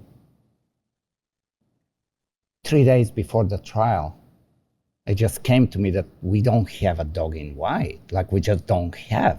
Like, we don't, Like, it needs, like there is some time that needs to kind of accumulate for that club to be able to even host a trial independently, These are the kind of the hard things about they're, it's not as easy as how it would be for some other protection sports to host a trial. But at the same time, this kind of, I wouldn't say challenges, but it's there is some evolution, and it has to happen. There is no other way around it. Like, you have to have the dogs coming in, the dogs that are right in the game, and the dogs that are coming off the game, and all of them play important part for a club to thrive. All of them. Sure. Let's go back to that question that we kind of went off of that, but I'll ask you again. One thing or whatever comes to mind that people just really have a very misunderstanding about what French ring is about, or like how people, sometimes you would hear people and you would just be like, man, you have no idea what this is about. Like you don't even know what you're talking about. Mm-hmm. What comes to mind? What do people don't understand about French ring? Well, I feel like people that first come to a trial and have never seen a ring trial, or they've never even heard of French ring, because a lot of my friends from New York, they come, they hang out, and let's be honest, our trials are kind of also a party. There's lots of things that happen afterwards. And they're like, they don't understand any of it. They think it's really cool to see, oh my gosh, you see that dog just jump that wall? Okay, well, why did the dog just pick that sock and not the 4 others? Like, why is the dog standing in a basket? Yeah, there's so many things. But I guess from a standpoint of like other sports, I don't know, what do you think people, if like they're dog people but have never seen French ring? That's like people that don't know. But even if they've seen it, they have this kind of twisted understanding of what's about. Like, they just don't there is That's a good question. That's a good question. I tell you, when somebody watches IGP and it's like, well, how many perspectives?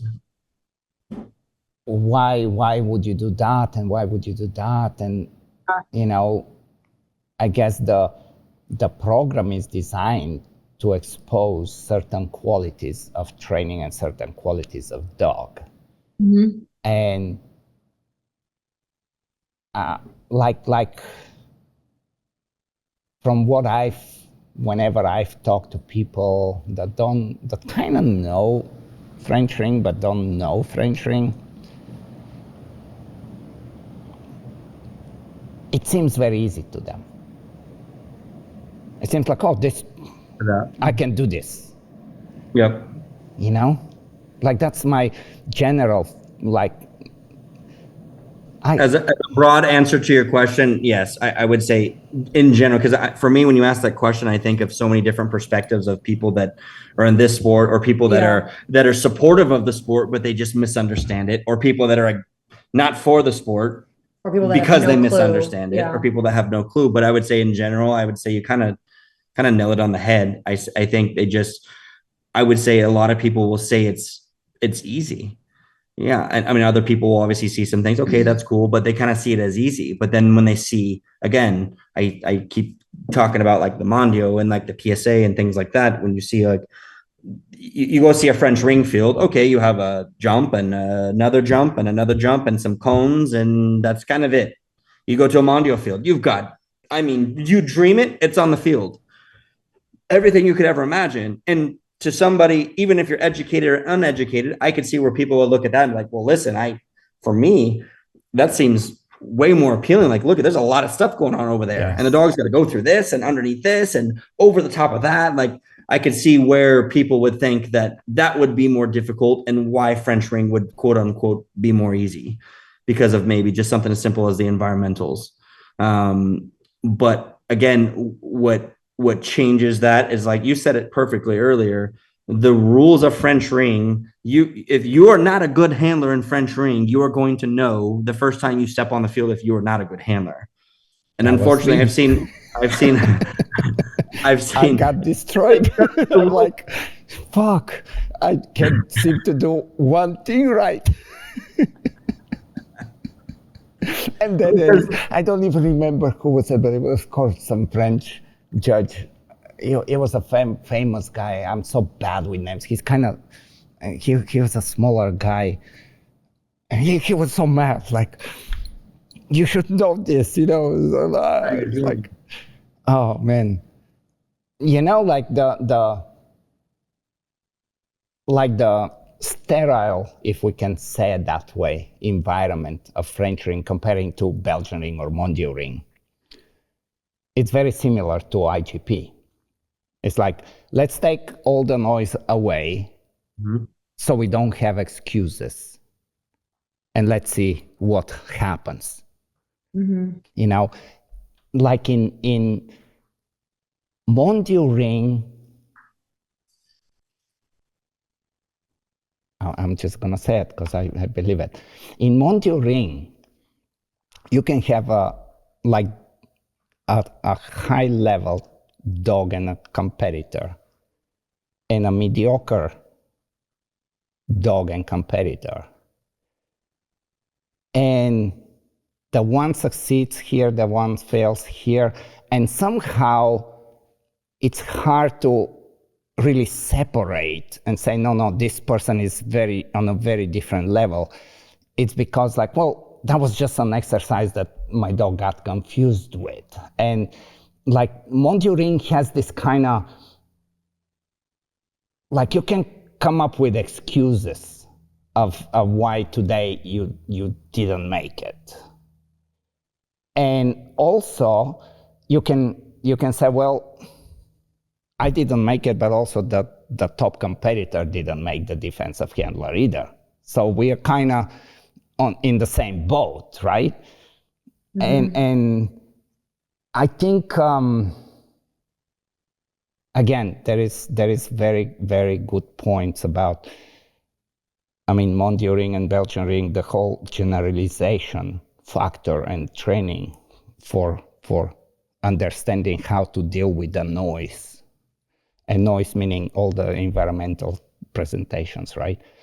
It's a challenge on its own. And it's to be appreciated. but it's also to be appreciated the sterile environment where we take it away and we have no excuses. It's like, okay, this is it. It's super simple, and everybody has to do it. And I never understand that conversation, because I don't think there is right or wrong in that conversation as far as what makes one sport more difficult because of how much the environment changes or doesn't change, because it looks for different criteria, and the training evolves around those criteria.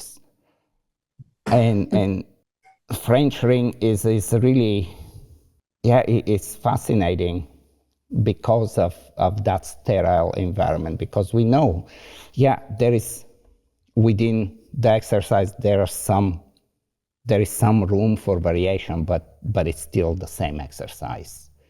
Yes, the dog's gonna do different things to different dogs because they should, because they feel that they can. However, I cannot say which sports I like the most, because I understand them, all of them, and I try to not to compare them. Every time you compare the sports, it's almost like, well, why are you doing this? Because it's not like, it's just like with martial arts. You compare some boxer to some Muay Thai or some Sambo fight, like... Look at what happens when you take a Muay Thai fighter and put him with a boxer. Exactly right. It's exactly. Very different things. Exactly.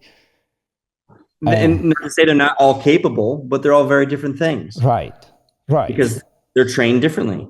There is there was a moment, I don't know, it was a few years ago, there was conversation, and I kind of fell off. I didn't follow up on it, but there was something that was happening with how much pressure with the stick can happen.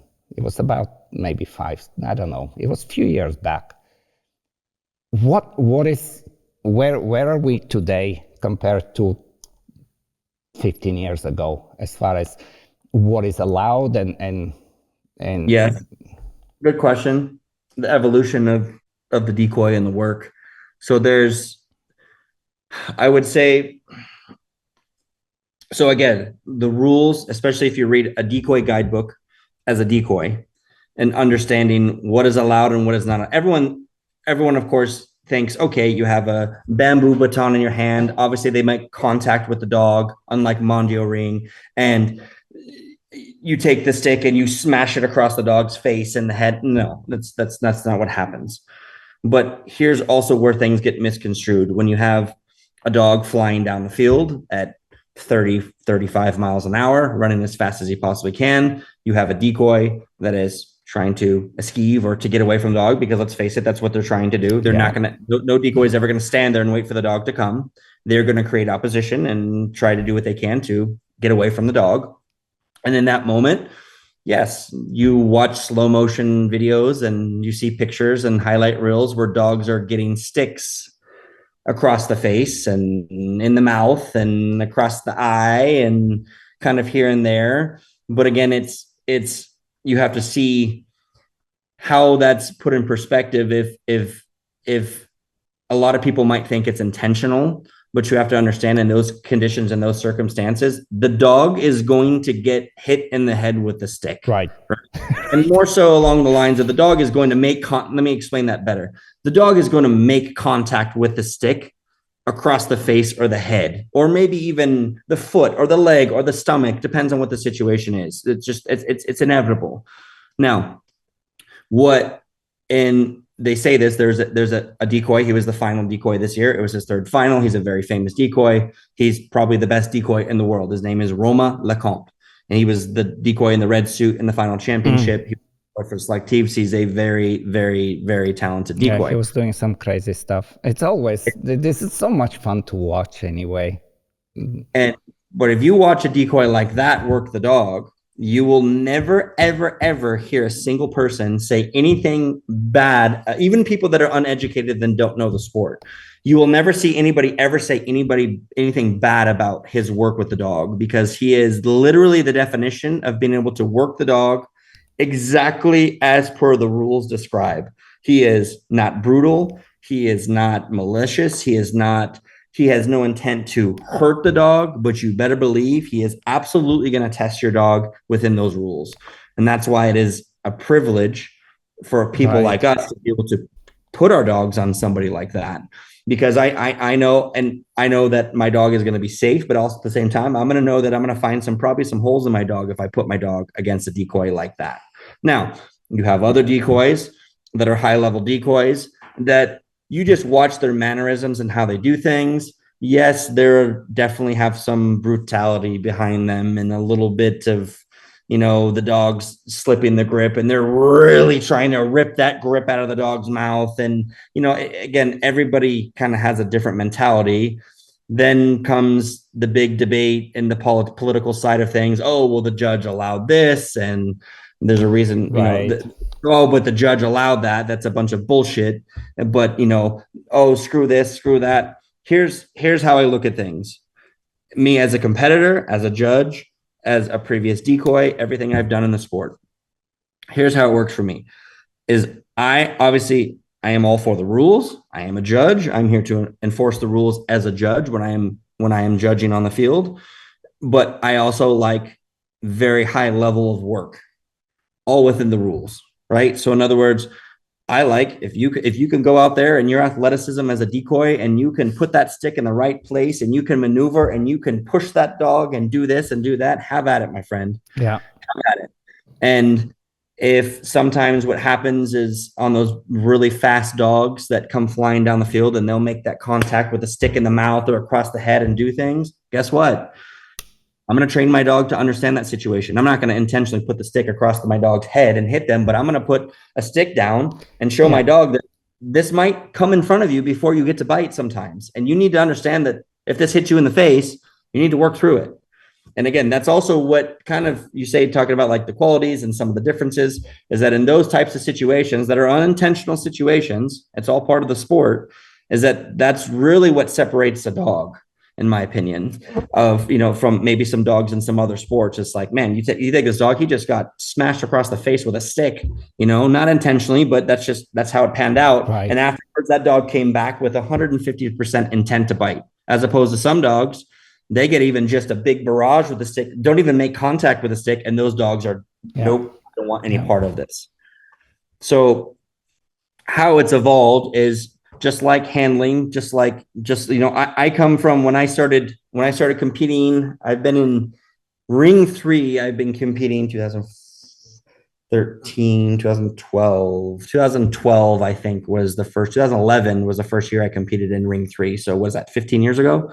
So 15 years ago. So as a level 3 at the highest level, I've seen also where scores from dogs 15 years ago, in my day, scores were 335, 350, 360 was a killer score, just absolutely killer. And now we're here where the training is better and the handling is better and the dogs are better. And now we see it's not uncommon to see scores of dogs that are 370, 380 consistently. But what about what the dog is allowed to do today versus back then? And how did that change? Yep. So what I was getting to there was saying just how the evolution of the handling and dog has come at the same time as the evolution of the decoy too. So now you have decoys that are much more capable. I mean, just watching, obviously there's always the good decoys we will never forget, but especially in the States, as the sport is growing, our decoys now are much better than what our decoys were 15 years ago. All day long. I will say that, but also that in my opinion means that the sport has grown absolutely in that aspect of things. But also people that have learned and been taught properly how to test a dog more within the rules and being able to understand, okay, if I can scoop or push the dog, in ring 3 and do that, then how to do that without hitting the dog. It becomes a game of finesse. It really all it is it's a game of timing. That's what it is when it comes down to that. And you watch a guy like that Roman Lecomte guy that we're talking about, that decoy. That guy is an ex-MLS soccer player, professional soccer player, insane athlete. And that guy has the most amazing timing you will ever see, and that's why he is so good at what he does. He puts the stick just gently in the right spot. I mean, it's literally the word, I can use the word gentle, because he literally just puts it there and just moves. It's not smashing the stick across the dog's head, you know. And for me, man, this is the crazy thing. Like I mean, I'm not surprised. I actually was kind of expecting that's where you're gonna go with that question, and I think it's the same with all kind of reputable protection sports that have history. They've evolved to have trainers that understand that we can do things way different and better. There are decoys that they can challenge the dogs without the harshness of the old times. However, like all training is just evolving rapidly for the better. But the animal rights activists don't see that. For them, it's always, dogs should never do this. Dogs should, this is barbaric, this is whatever, this is, and it's so ideology driven that they don't even understand the evolution of the sport and what you like in the sport. And they're becoming more and more opposed to protection sports, even though protection sports have evolved, as we're saying, from 20 to 15 to 10 years to 5 years, improving all this to where it's actually we take under extreme consideration what we do when we pressure or challenge dogs and not cross certain lines. What is your take on that whole animal rights movement and trying to shut down and constantly fighting with? Yeah, so it's funny you say that, because it's something we've dealt with being in France in the last we've basically lived there since February. We've been there for the selectives and for the final. So obviously, as we know, in France, major parts of Europe, that it's professionals. How do they describe it? You'd probably be able to correct me better on this. That professionals are forbidden from being able to use prong collars and electronic collars. You can use them. You can use them as a civilian, but I do know that there's limitations. Basically, lack of a better term, prong collars and e-collars are forbidden, especially in France, right? And I know obviously other countries as well. So when we went to France, when we were there for the first time in February of this year, is I had a gentleman over there who is another kind of big training guy over there, more of an old school guy. And he comes to me and he tells me, he says, "Hey, how are you? Nice to see you." He goes, "Hey, if you can you please delete your videos on Facebook and Instagram that I've seen you post where you have an e-collar on the dog?" And I said, with all due respect, why would you? Why are you saying this to me? He says, "Oh, well, because of this and this, and because the issues we're having, and it just makes the sport look bad, and it's going to ruin us." I said, "Yes, but let's look at it from the other perspective." I said, "Tell me any video that I've ever posted on there where my dog tail is not wagging, the dog is engaged, the dog is in tune with me, that dog is absolutely living in as we say, the tail never lies on the dog. You watch that dog, and that dog will tell you he's having the absolute time of their life. So why wouldn't I be the person that would continue to educate people and show them that these tools can be used appropriately in these conditions, and show them videos of dogs that can successfully and happily work with this type of equipment?" Right. So again, it was an interesting conversation I had with this guy, and I told him respectfully, I said, "Sorry, Did he ever get it? No, Probably he's no. Probably no. no. Yeah, I'm Another not old school surprised. guy, and that was it. And he's like, okay, well, then you do what you want. And said, respectfully, I'm not deleting anything off of my Facebook and from a person who's given me information like you. Like, sorry.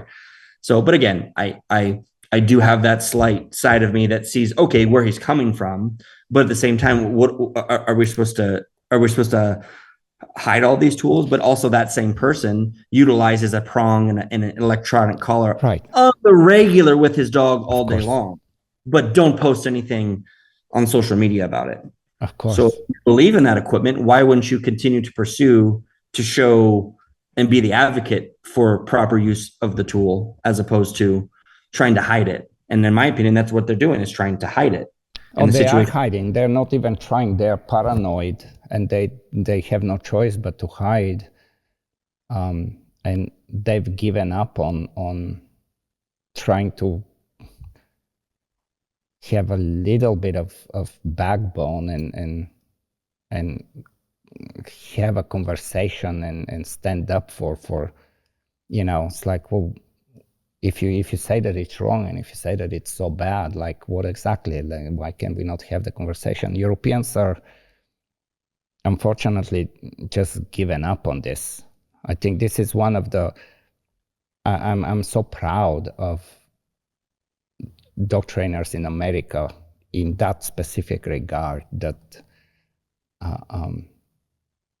and maybe it kind of caught up a little bit, like Europeans got caught before the social media became like really social media, to where they couldn't prepare, they couldn't unify, and everybody was like, oh yeah, somebody else, maybe, oh no, it's no big deal, we can hide, nobody cares. And next thing you know, no, that's not how it goes. To where here we have the courage to, fight back and make noise, and it's like, no, like, it just doesn't, like, you really have to give me some very convincing reasons for this. And yeah, that's unfortunate, because France was, they were holding up for a little bit longer than Germany and all the German-speaking countries and the Scandinavians, but now they're kind of starting to. And then that's how it goes with the laws that you said, like, if you're professional, you cannot, if you're whatever. And then little by little, it sneaks upon everybody and they take over. And but let's talk about something more exciting. Carly, when did you, I know everybody has dreams and everybody's like, oh, I'm going to do the best and I'm going to win and I'm going to whatever. But do you recall the time when you actually saw that can become reality, like that really can happen for real? It's above your dream at that point. When did that happen? Yeah, I feel like you just nailed it though, like it being above a dream, right? I am not gonna lie, like Chad and I for sure talked about, our goal was, originally it was, okay, just qualify for the selective, right? Do well, don't embarrass yourself, be right. Yeah. And so last year we gave it a go, and the reason why we gave it a go was because, we knew I had a good dog, but we brought out a French decoy, and at the time he was like, you really need to try to do selectees with this dog. And then it was kind of like an eye opener, like, well, can we do it in terms of time and in terms of finances, Right. and Right. all the things that go along with that. And also we had a baby at the time. So that was a whole nother aspect to trying to figure out if it was even something that we could do. And so last year I was like, okay, my dog's first year in ring 3, and let's go to France, I guess, right? Like, we want to test him. We want to do what we can. And unfortunately last year was just a lot of really, really, really bad luck. Not to go into crazy detail, but he got really sick after the first selective last year. He got leptospirosis really bad. Whoa. It was not okay. It was a Whoa. very stressful time. And thankfully, he came out on top of that, but he got that at the first selective. And then the last selective, we had a training incident the morning of where he just had bad luck, and I had to pull him from the routine because he was not going to make it through.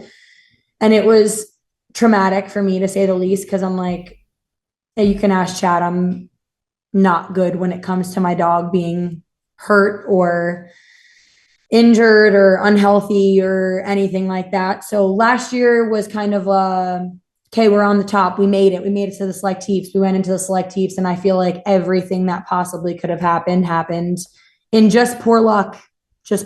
And that's, I guess, the nature of just life. So I was a little bit down in the dumps for that because I felt like my dog didn't really get to portray who he was. Right. But thankfully, I had so many people over there that were like, no, like, you have to come back. This is an incredible dog. You know, you really need to give it a go again. And so then Chad also was like, I want to do it again. I want to do it one more year. And I was like, all right, I guess. Which is crazy because I can relate to the, like, what it means to be gone for so long. For like sure. From every aspect you can think of. I mean, the dogs at home, the business at home, the money that you're spending, the money that you're not making. I mean, just is like a lot. Impossible. Yeah. And there is no guarantee at the end that the star's gonna line up for you either. No. And I was like, I wasn't happy with how things ended there. So I was like, okay, I do want to give it a go again, but there's just so many variables that go into place with him because training has to be very specific. He's a dog that is not easy on his body. He's just kind of a liability in himself. And so it meant a lot of training, a lot of preparation, a lot of sacrifices for, being away from our kid for some time too. And we decided to give it a go again. He was healthy, and I just wanted to make the final. That was the goal. Well, before, not to interrupt you, but before it was, we just want to make the selectives. We just want to play in the selectives. That's it. That's all we want to do. I mean, that's big enough. It's huge. Seriously. There's been before we went and before her dog's brother went last year, there was only one other American that had successfully completed a selective tour, and that was it. So we wanted we wanted just to play in the selectives. Right. Then as we started progressing and getting involved with it, and then I'll be honest with you, it was more of our friends and people there in that side of France are like, no, like people were telling us 2 years ago, like you can win the final with this dog. You can win everything with this dog. And we're like, there's no way. There's no way. We'll come play in the selectives, but I will be the first to say, with as confident as I am about decisions and knowing what I'm doing and going for, even in my mind, I'm like, there's no way you're gonna make. Okay, maybe we can make the final. Okay, but I want to be just that 28th dog that slides in and just say we made the final. Like that's what I want. Okay, let's go for that. Okay, now we're here. Now we're the third dog going into the final this year. Oh my God. So yeah, no, then it just, everything just started kind of happening, and it's like, wow, this is we really are here at the highest level, and we can really play and show who we are at the highest level. And it's yeah, sorry to interrupt you there. Did you get more stressed, more pressure on yourself, or were you enjoying it more, or was it kind of combination? So the selectives this year was the most stress I've ever had in my entire life. And when she made the final and just going into the final, I was the most relaxed I think I've ever been for a competition, because I'm like, you know what? She's here. Right. You know what? Mission was accomplished for sure. She's in the final. She's playing in the final championship of France. we're here. And literally I had no stress. And then when people started approaching us and telling us, hey, you know, you're third dog going into this shot. And there's only half a point difference between you and the dog, 2 dogs in front of you, half a point. So the top 5 dogs were all within 1 point of each other going into the final championship this year. And then, yeah, that definitely put a little pressure on us in the sense of like, well, shit, we really can win this thing. And so I guess the most stress I had for the tour this year was, so last year and this year, my group was the first group to go. And that's because I was actually supposed to be the last group to compete in terms of starting the tour. And because of how hot it was at the final last year, they bumped everything up in hopes that the final wouldn't be as hot this year. And so I ended up being the first group to go again. It has its advantages, but it also kind of has its disadvantages. You don't really know what the work's going to be like yet, but also the work progresses as the tour kind of goes on. And so I was like, all right, I just want to score well at the first one because I want to have a shot, right? And realistically, you can be a little bit more comfortable in everything if you have a decent score at your first one and even at your second one. So first one was good. We scored a 373, I think 374. Yeah. And then I was thrilled. I was like, okay, like we're in it right now. There's a lot of variables, right? But we're in it. And I think the craziest thing is, and I tried to, because everyone has a speech at the final, like I tried to portray in my speech how important it is to have the team that you have, right? Like you're only as good as the people that you surround yourself with. And I have hands down the best team in the entire world. And especially with the people we met in France. I mean, we've known them for a short period of time, but like, I think every single one of the selectifs I had this year, he cried, obviously, because he always cries. He almost blacked out after the first selectif. He was so like, he didn't even know what was going on. He literally stood up after the last exercise and he told me, he was like, I almost blacked out. I'm like, great. But my team in France knows the extent of the bad luck we had last year. And they've seen me just, you know, overly upset about just my dog's health and all the bad luck we had. And after the first selectif, after the second selectif, I mean, you would have thought it was like, I don't even know how to explain it, but every single person there on my team was crying. I got champagne showers. I didn't even win some of them. I was like second or third place in some of the selectives. Did not matter. And then after that last selective, it was insane. People were screaming and it was crazy. So basically to explain, like, did I think it was going to happen? You know, after the second selective, I was like, my dog's in it. Like, we just have to do what we do in the last one. And that's it, you know? And when I knew that we made it, I was just thrilled to say that my dog was a finalist. That was it. It was like going into this year, I told Chad, I'm like, he's retired after this year. Like, I'm done. Even though he's 5 and he's actually like the best shape he's ever been in his entire life. I'm like, I'm done. I have so much stress training this dog to not break his neck, break a tooth, break a decoy, I don't even know, my mind, break my mind. And now I'm like going into it. I'm like, okay, I just want him to live, because they did not split the routine, and the routine, it was hot. It was really, really hot. So even though they bumped everything up a month, it was 85 degrees. Yeah. And they didn't split the routine. And I think a lot of people thought they were going to. So I was just like, all right, well, my dog's hot before he goes on the field. He knows, and he's a dog that is 24/7 all the time. He's ready to rip at any point. And even going to the bathroom is like a NASCAR strip. Like, he's ready to go. So like, I don't warm him up a ton in terms of like, okay, do this, and this. I put a back on track. He makes fun of me. I put a warm up jacket on him and I'm like, warm those muscles up before we go, because I can't do much with him without getting him like already tired before I go on the field. And I walked onto the field and everyone was like, you were so confident.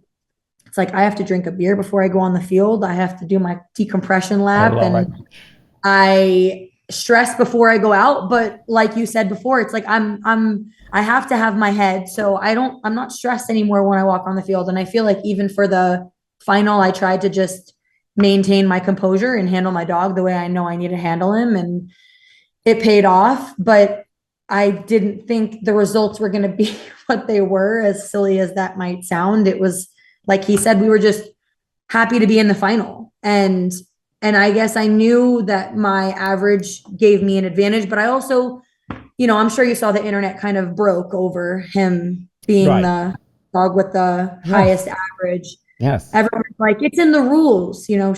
She knew she couldn't win. It's like, okay, yeah, I knew I couldn't win, but then I won, and damn it, I didn't win. So it was an experience of a lifetime, of memory that will never go unlived with our group and our team and the people that were there to be a part of it. But I didn't have that mentality. It was like, I just wanted to go out there and do what I knew my dog could do and be the handler that he deserved, because as we've talked about, you can cost your dog a lot of points in French ring. And even throughout the selectifs, I cost him 5.5 points general allure. So his average would have been higher. So again, technically, I feel like I am a first-time handler with him, and I wouldn't have even imagined a million years we would be here. Where are you standing right now? Are you going to retire him or no? Or you don't know? Think about it. I will tell you a story. I'll tell you. Yeah, we don't know yet. When I won in IGP, I won the national championship for Malinois.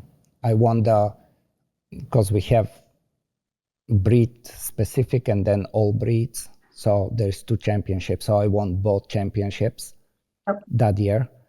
Then I won the world championship for Malinois and the world championship for all breeds, all in the same year. And he was 6 years old. Wow. And I was like, there's just, and I've never been in that position. Yeah. I've never, it was just like insane. Like, you cannot say, okay, you're lucky right now. No, this is like I just won everything possibly that I could win that whole year. And he's 6 years old and he's in a top shape. Like he could go for a good 2 years. And I decided not to. I retired him. And boy, I can tell you over the years how many times I go back and forth if that was a good decision or no. Yeah. And ultimately, though, I always come back to that was a good decision. Thinking of like how, fighters in MMA, they always, they can be the greatest of all time, but then they just don't know when to stop. And eventually people remember them more with the losses and the mediocre fighting than the top performances. And I was like, okay, what more? Even if I next year, let's say the stars line up again and I win one more time, it wouldn't matter. Because it will be like, okay, it's not a surprise, it's okay. However, if he was to lose, it's like, oh, he lost. Yeah, he only did it once. Right, and I didn't want to give that to my dog. I was like, we're calling this off. And there was, again, like through the years, I was like, damn, we had 2 more good years. And he was like that dog that was consistent. Like it wasn't a fluke. It wasn't one hit song. So back to you. It's a hard one. And hopefully you don't make a decision don't make a hard decision. So basically where we're at right now is I had all the intentions even after the final to do the NARA stuff this year, because we're hosting the regionals and it's in my backyard. And Sure. I'm gonna finish out the year with the NARA championships for sure, because he's only been qualified 1 year for the NARA championships. Crazy. Because I've always We've been in prioritized the France Yeah. stuff. Yeah. Last year we went back and forth. Oh, should we do it? Should we qualify? And it was like the regional championship in France was the weekend after the Western regionals here, which is a necessity to be qualified. And I'm like, it's not worth him getting hurt and then not being able to compete in France for the regional championship, which was necessary to make the selective. So we ended up not doing it last year. And every year we've done the championships because it counts as a pre-selective for me.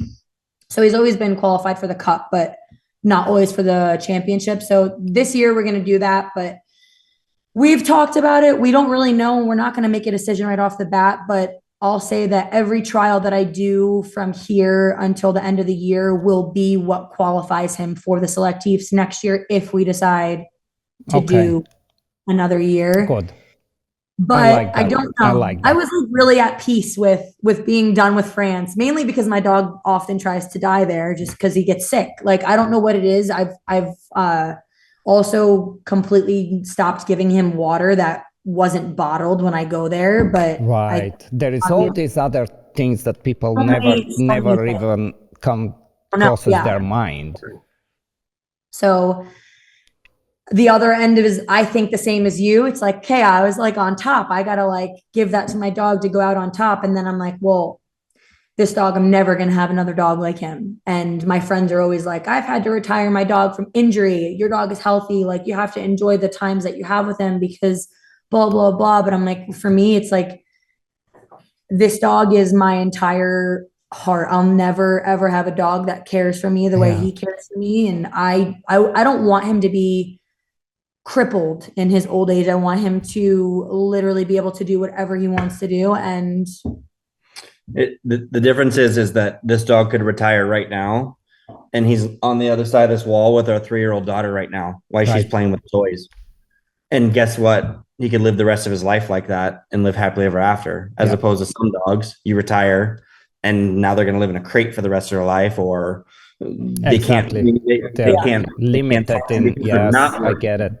They're not family dogs. They only know the field. That's it. They're a liability. Like, it's just, so that's also why I get it. Harder decision for us, because it's like, man.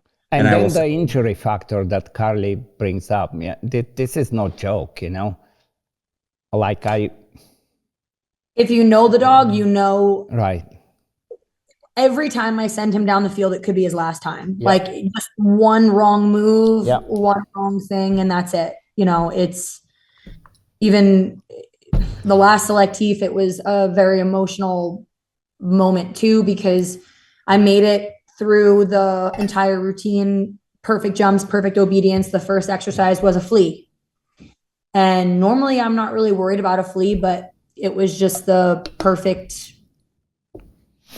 situation. And he got jammed and he was screaming, and obviously he never let go, but you could tell the dog was tweaked. And the judges, I don't know, it was probably like 9 seconds in, they completely stopped, told me to recall him. He came back to me with his head turned sideways, and I'm like, you gotta be kidding me right now. Like, we're about to do the thing. We're about to make the final. I'm like, is my dog done right now?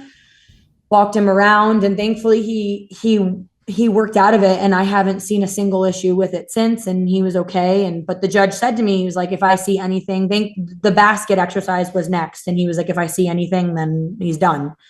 So I put him on the basket, went to the blind. That was a good exercise to kind of, yes, for sure. That was a good luck in that way. Sure. But I'm in the blind. I'm not even watching. I'm just crying. I'm literally bawling because I'm like, is my dog okay? Like, that's my main concern.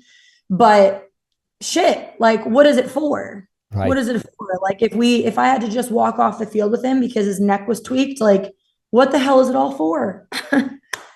Yeah.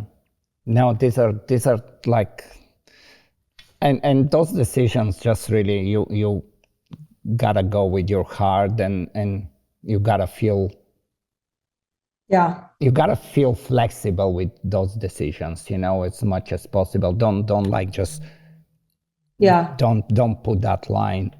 I had the dog before the one I'm competing now. He was 3 or 2 weeks, like very short time before a world championship, and he would always be, somehow something would be off. He would be second, he would be second, he would be third, he would be second. This is just like, but it's there, and it's there. And I had this really, really just gut feeling for this world championship. And he tore an ACL two weeks before the competition. And the thing is, sometimes they can do that in training. Sometimes they can just run around like they can. I mean, they're stupid, reckless malice. They can just do things for not always training related. So you have that. However, you can try to prevent, and it's like with people, it's the same. Like you get an injury, and your 6 or 7 year old is a dog, that injury is gonna show when you're 9 and 10. That's when it starts to really. And by the time you're 12, now you're watching the dog, and you're like, do I make that decision that I don't want to make? Because, and these are, the things that you always have to think of, but. So right now I have Maestro's dad, Horace, who's almost 14 years old. He's laying at my feet right now. He was retired at 5 years old from a back injury. And I got him fixed up. He was fine, but same thing. You know what? I don't need to push this dog through. I could have probably competed him again after a specific type of a surgery I need to do. But at the end of the day, like if I just passed on the surgery based on what they did, how they were able to fix him up, he could live the rest of his life without any issues at all. And guess what? He's been retired since he was 5, and he's almost 14, and he's in better shape than my 10-year-old that's sitting next to me right now. My 10-year-old dog here right now, he's in better shape at almost 14 than my 10-year-old dog that I didn't retire until he was 8.5, 9 years old. That was an absolute wrecking ball and got a lot more injuries, broke way more teeth. And now I see the difference. I've got a 14-year-old dog that just hobbles around, and I've got a 10-year-old dog that looks like, wow, you've been rode hard and put up wet. It's just, that makes me think too. It's like, why, and that was retiring him healthy and good. It's just obviously all the injuries that showed up, like you said, from 4 years old and 5 years old, the arthritis that's built up, his hip that now hurts, all that type of thing. So it's so hard to make these decisions, because at the end of the day, it's like, you get a dog, and most people, let's say you work very hard, you start competing your dog at the highest level when they're 4 years old, 5 years old. And then you have 2-3 years with them until they're 7-8 years old. And then that's it. So it's like, what the hell are we doing? We work our absolute asses off for 4 years just so we can play with the dog for 3 years, and not even what the overall end result's going to be. Tough one. Yep, very hard. This is like one of the toughest ones, and I also think it's different for every person, and wherever they are in their, like it's one thing if you're still chasing it, but carefully check the boxes. Nobody ever takes that away. And that's gonna take a little time to sink in. I mean, now it's just clouds and everything, but you will, like being that accomplished, checking that box. It's something that it's very hard to explain to somebody that hasn't done it. Like it doesn't matter how long from now. There is this feeling of yeah, like you check the boxes. It's like you accomplish something that very few people. How many people have won that championship, right? Well, what really hit me is that I had coincidentally 2 messages from 2 different people by the time we got home, and they said, "Do you realize that there have people that have for Yes. 6 Yes. years tried to reach this with their kennels, their training to be able to get to this point, and you guys did it in 2 years of playing in the selectives and playing in France." And there's people that have begged their entire life to be able to get to that point, and it kind of took a step back. I'm like, shit, like, Yes. Sometimes people think, oh, I've paid my due, I deserve it. Sure, you deserve it, but that's not what it takes. There is like, I don't know, there is some magic in it too. Like, I don't know, I'm not really, there is luck, there's like components, there is so many components that day have to come together for one person. Yep. And nobody else. It's crazy. This is why, and Ivan, I'll tell you that this is why we decided to play in France, because unfortunately, as we know, there's no world championship for French ring. Yes. For France, because it's French ring, that's where the best dogs in the world play. Yes. Sure. And unfortunately, because of how small the organization is here and very limited on dogs and competitions, think about it. 9 competitions, 5 pre-selectives, 3 selectives, and 1 final championship. There's no luck there at all. That's Right. not luck. You don't Right. get to that by luck. And that's why I wanted to do what we did, because it's let's face it, there's some situations, as much as I love and I'll always support NARA and ring sport here, we only our qualification system is far more lax because of the limited resources we have, Which probably it's understandable, no? I mean, for sure, it's completely understandable. There's no way we would be able to do the same qualification system as France. Obviously, we have to adapt, we have to make changes, but in my opinion, a dog that has made those 5 competitions just to qualify, then 3 competitions, and the best 28 dogs out of those 3 competitions to go to the 5. In my opinion, that is what classifies the best dogs in the world, is that, because it's the only place in the world where you can get that type of qualification system to go to the highest level. And that's not luck. That is no, like what I mean by luck is still like, let's say you go in the finals and you've been very solid, because you cannot not be solid in your performances. However,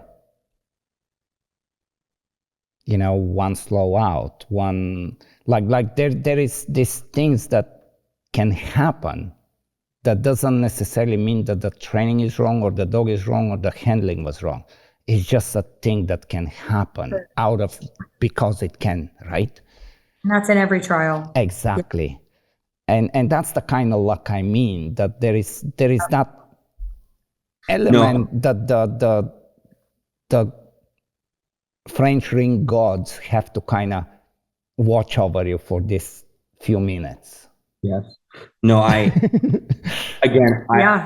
what I was saying in regards to kind of the generalization of the reason I explained the way I did is because you'll have some people, not what you're saying. No, I agree with you 100% on what you say about, yes, just basically at that moment, the stars aligned is the way you describe it, is a great way to explain it. But you have obviously the criticism, and let's call it what it is, the jealous assholes out there that will say, oh, you're there just because of luck. And the reason why I explain the way that I do is because I say, you know what, sorry, but getting to that point was not just luck. Yes. doing that was not just sheer luck. Yes, there's moments where we have luck, but to get to that point, it's a very different conversation. Okay. Right. Sure. How are like So you had your people around you, so you had a good support, and which is very important when you're in this kind of competition. How was it? How did the people that don't necessarily were your friends or that they didn't know you, how did you feel the whole atmosphere as you were keep pushing forward and doing well? How was that? That's a whole nother podcast. I think we have to do another one because we need to talk about breedings. We need to talk about like actually pet training businesses. Like there is a lot of shit we need to talk about. Happily. So I'll try to give you the Reader's Digest version. So we show up to France. Obviously, we when you show up to the selectifs, which means okay, you're qualified with the top 180 dogs in the country, and you're in the selectifs now. We show up to selectifs, our very first selectif 2 years ago. We show up and okay, nice, friendly people. Some people just what you would expect. Sure. No bad experiences, nothing, but just like okay, cool. The Americans are here, nice, cool. You know, like Americans don't just show up and participating, make a name for themselves. But here they are, so you know, well, they can play with us. You know what I mean? Just kind of, you know, people just assumed, oh, cool, you know, nice guy and nice blonde woman and pretty dog. Okay, and then, like our sport. Yep. And then he does his first performance in his first selective. We had some bad luck in that first trial. Dogs did very well in a lot of things, but just some bad luck. Like I said, the dog had gotten sick before, like she was saying, and just there was a handful of things that led up to that. But there were a handful of people there that even though the dog didn't perform at the highest and win, they saw the qualities of the dog. The potential is there. Started saying, okay, maybe we keep our eye on this team. Okay, the second selective that year, we were able to. He just came down from literally trying to die after basically what was it, liver failure from he was in liver failure. Yeah, liver failure. Crazy stuff.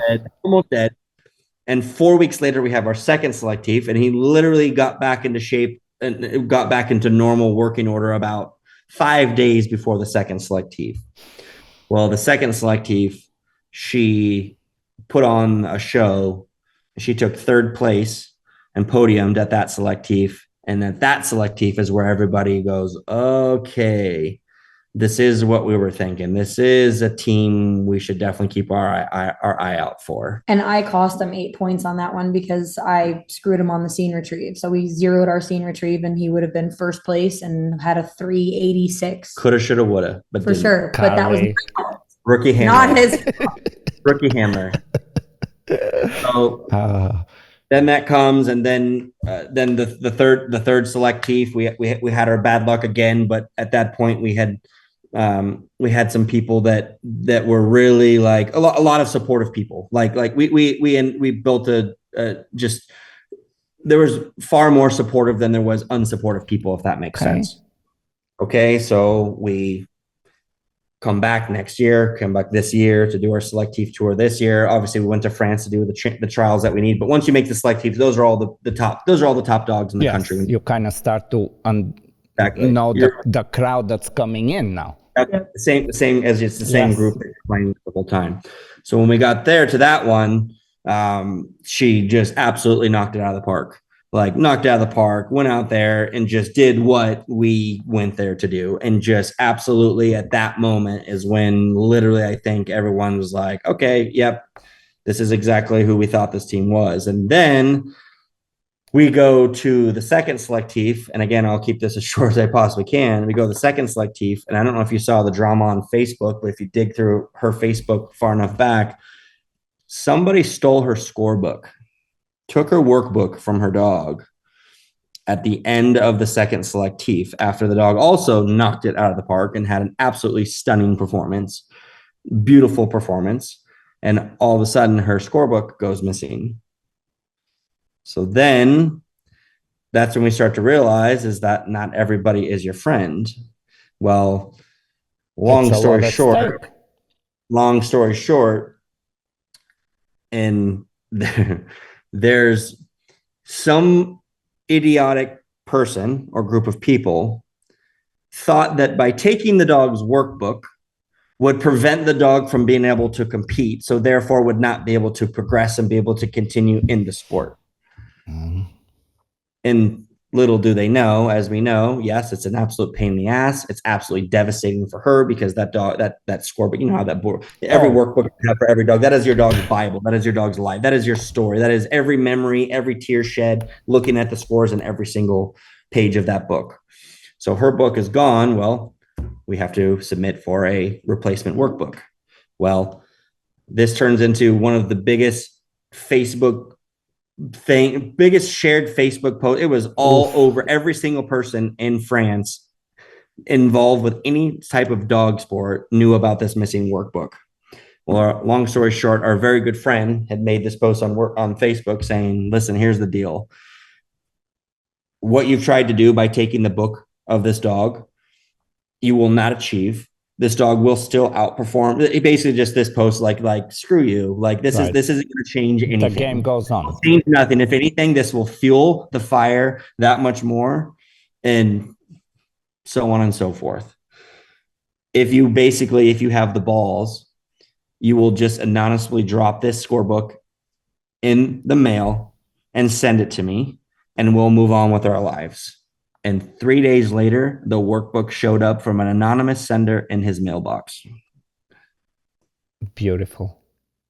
Man, these are the stories, right? That this is kind of why we do podcasts, because there is so many things that happen that we don't know, that are so important, that they're just these mental games, that they're like. And I remember even me trying to get, because there was times, and I kind of want to talk to you about this actually, because back in the early 90s, I was living in California, and they were getting very into French ring. There was what was his name? Michel Valadon. Mm-hmm. And I mean, there were like 2-3 big time judges and people in the sport at the time, and they were coming to California for whatever reason. I don't know why, but somebody was, so it was like really happening there.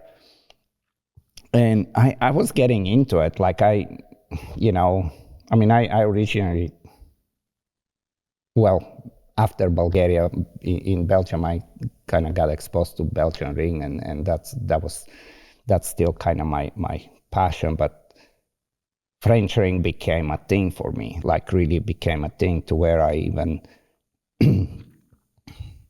I certified at the time as a decoy. I can't even remember what level, but it was in fucking Colorado, and it was like high elevation, and I'm wearing a suit, and I was young. I'm like in very good shape, and they're like, let's run 3 laps to warm up before we start the everything. And within the first lap, I think I'm gonna have a heart attack, and not realizing that it's just the elevation's messing with me big time. I'm like, I think I'm really gonna die.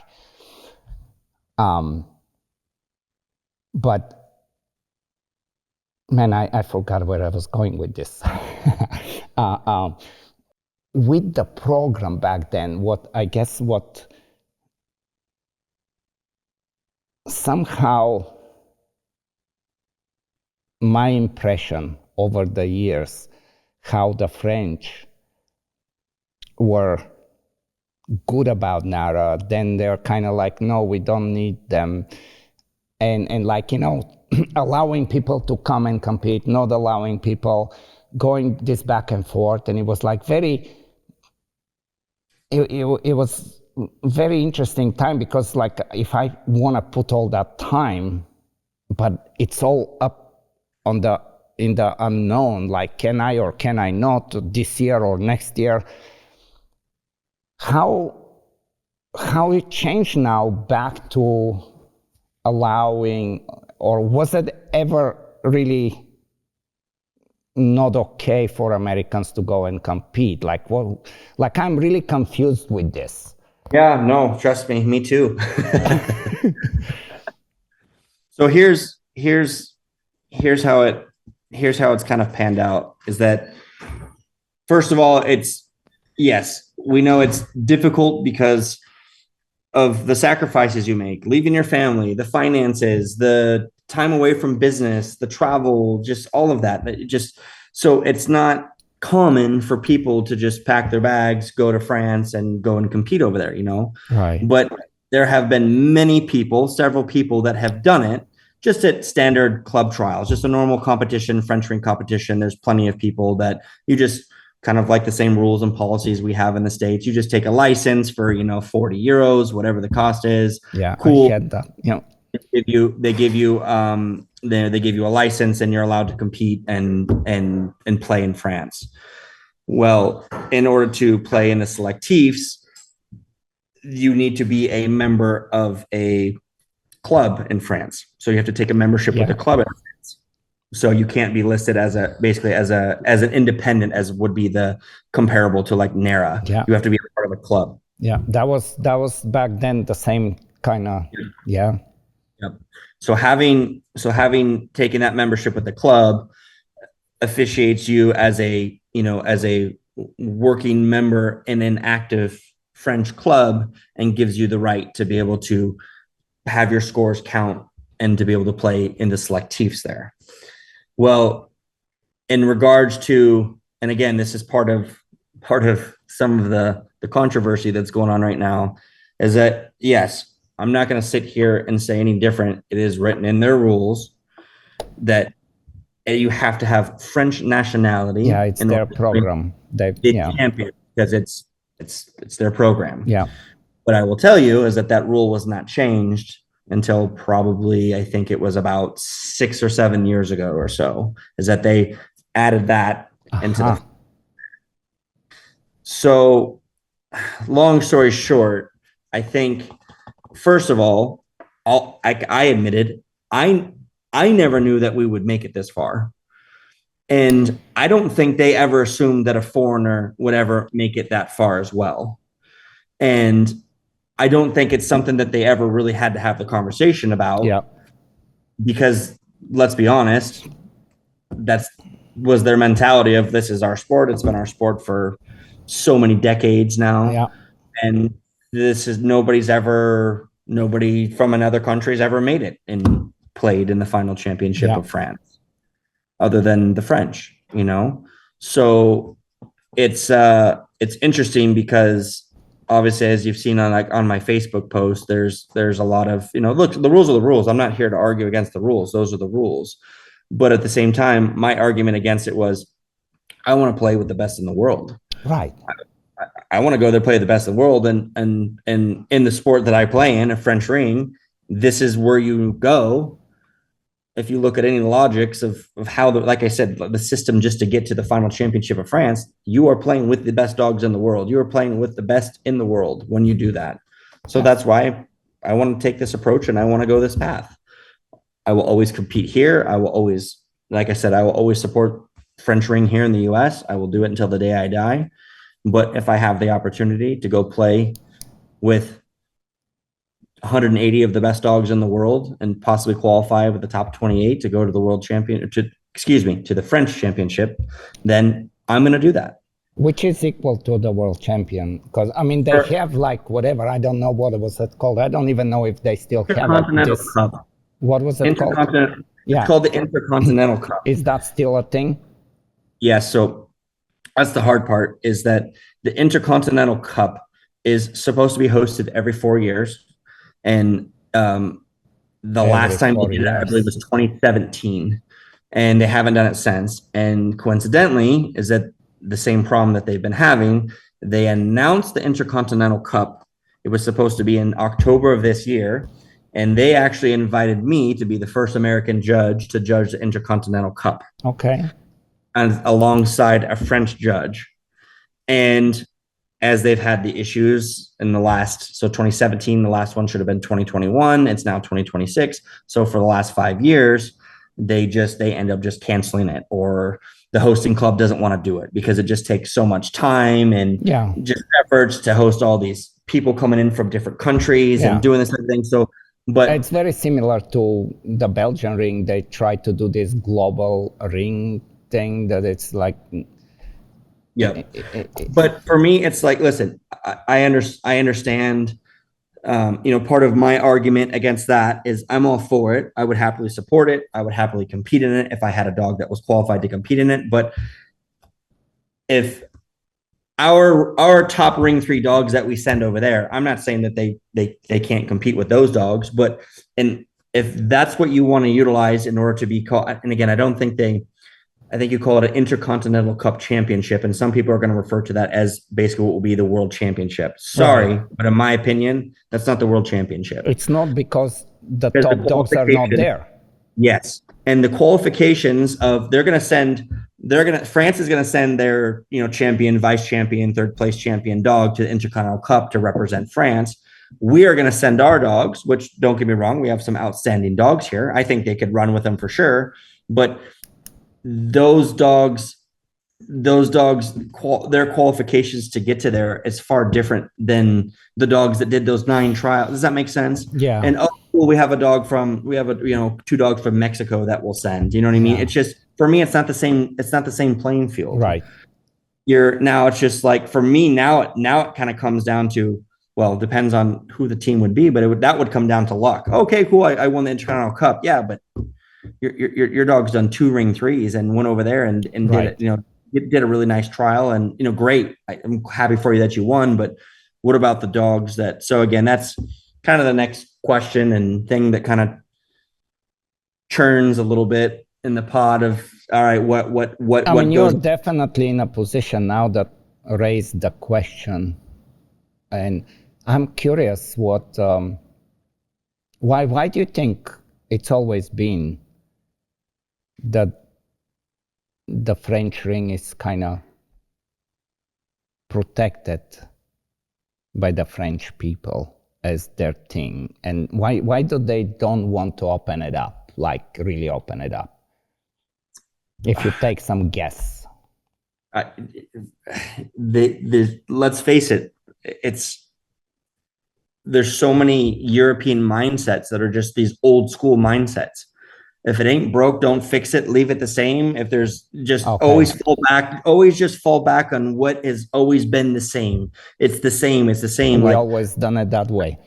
There's no evolution because we're going to keep it the same. And if we keep it the same, it's worked for this long. We're just going to keep doing that. I mean, that's. Which in one hand, there is the benefits from that because it maintains the dignity of the sport and not watering it down to where you see how. Well, I don't know how familiar you are with IGP, but IGP progressively becomes more of a like really just watered down to where it's like to the point that you start to be like, well, is it a protection sport anymore? No stickheads and things like that. Right. To where the cool thing about the French is they have it and they're outside of the FCI cannot tell them what they need to do, which is super cool for a protection sport organization. But it's such an exciting sport, and there is so many people that want to do it. And I think if they open it up, the sport's gonna grow. There is no question that the sport's not gonna grow. Now the question is, of course, when a sport grows, then you're going to have a lot of people to have a voice and kind of derail the purpose of the sport. And then, it goes sideways. So in one hand, it is a problem. But on the other hand, how many young people are in French ring right now involved? Like when you go to France, how often, how much young people do you guys see in the clubs? It's not common, I bet. No, not common. No. Right. But one club we're in, there's a group of, they're all 21 years old to maybe 19 to 21, 22 years old, a big group of young people that train some nice dogs and they're great, but that's one club. Right.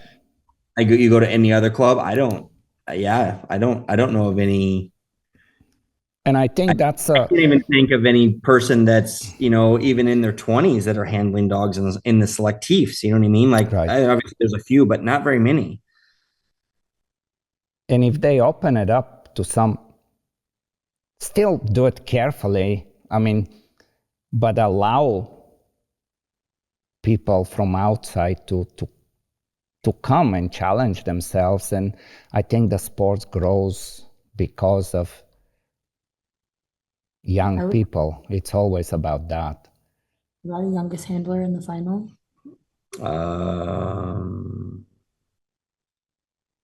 Yeah, probably. How young? So. You were? No, she's saying that she was the youngest handler in the final. What about women in French ring? How is this? How many women were in like the finals? 4. Okay. Yeah, I mean. 28. Yeah, I mean it's okay. And there's only, this was kind of cool, a little bit off subject, but there was only one woman that's ever won the champion of France and the cup. I was And gonna ask this. I didn't know. it was in 2009, I think. 2007 or 9 or something. Okay. And she messaged me on Facebook and she was like, I want to introduce myself. Girl power, of course. Congratulations. Of course.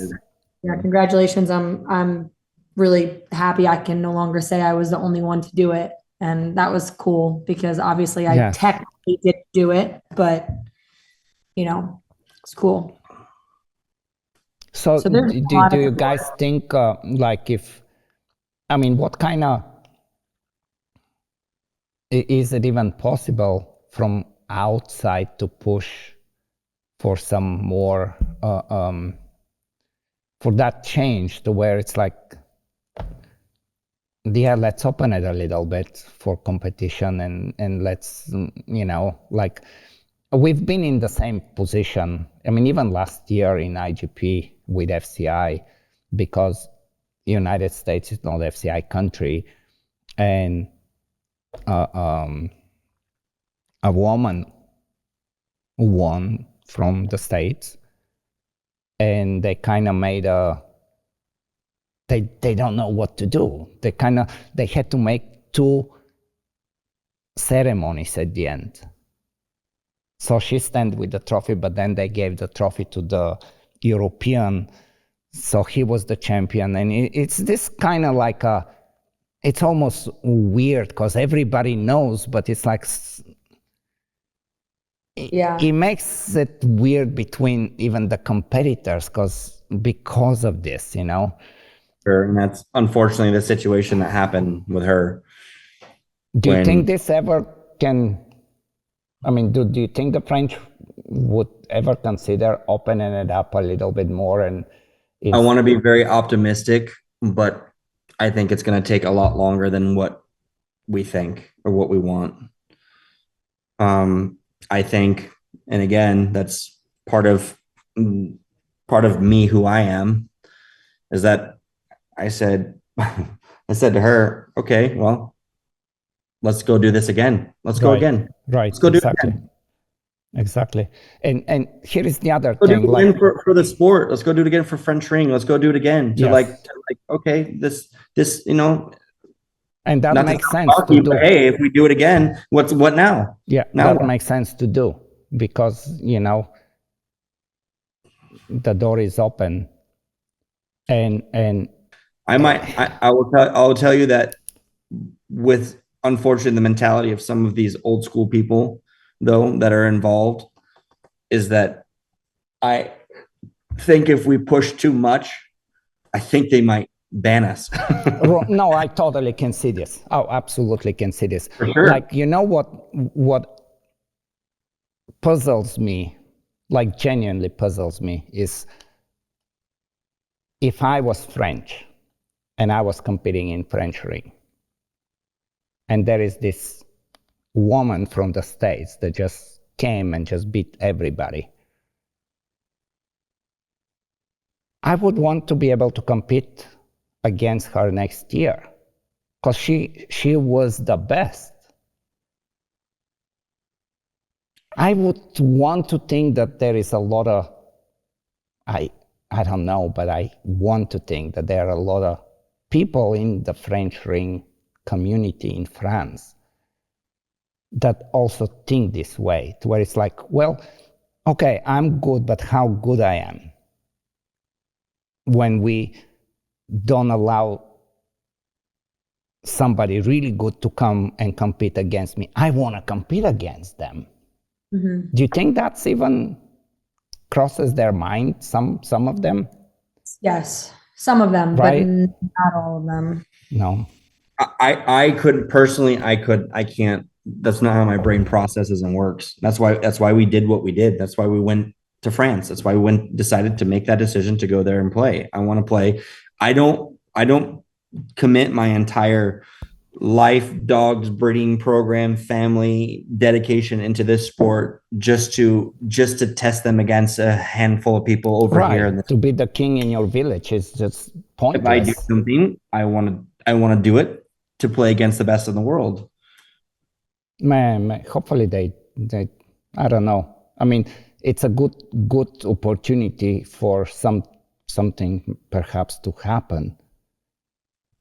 Let's shift gears. Tell me about the NARA. Where is NARA? What's going on? So the issue with trying to open that up is that here's what it comes down to is obviously the SCC, right, recognizes ring in the US. Right, as titles and everything. But with the stipulations of French judges can come to US to judge. American judges cannot come to France and judge. US decoys, unless they were selected by a French judge, cannot come to France and decoy in France. So it's also that right there is where the limitations that puts strong brakes for sure. That puts brakes on everything for sure.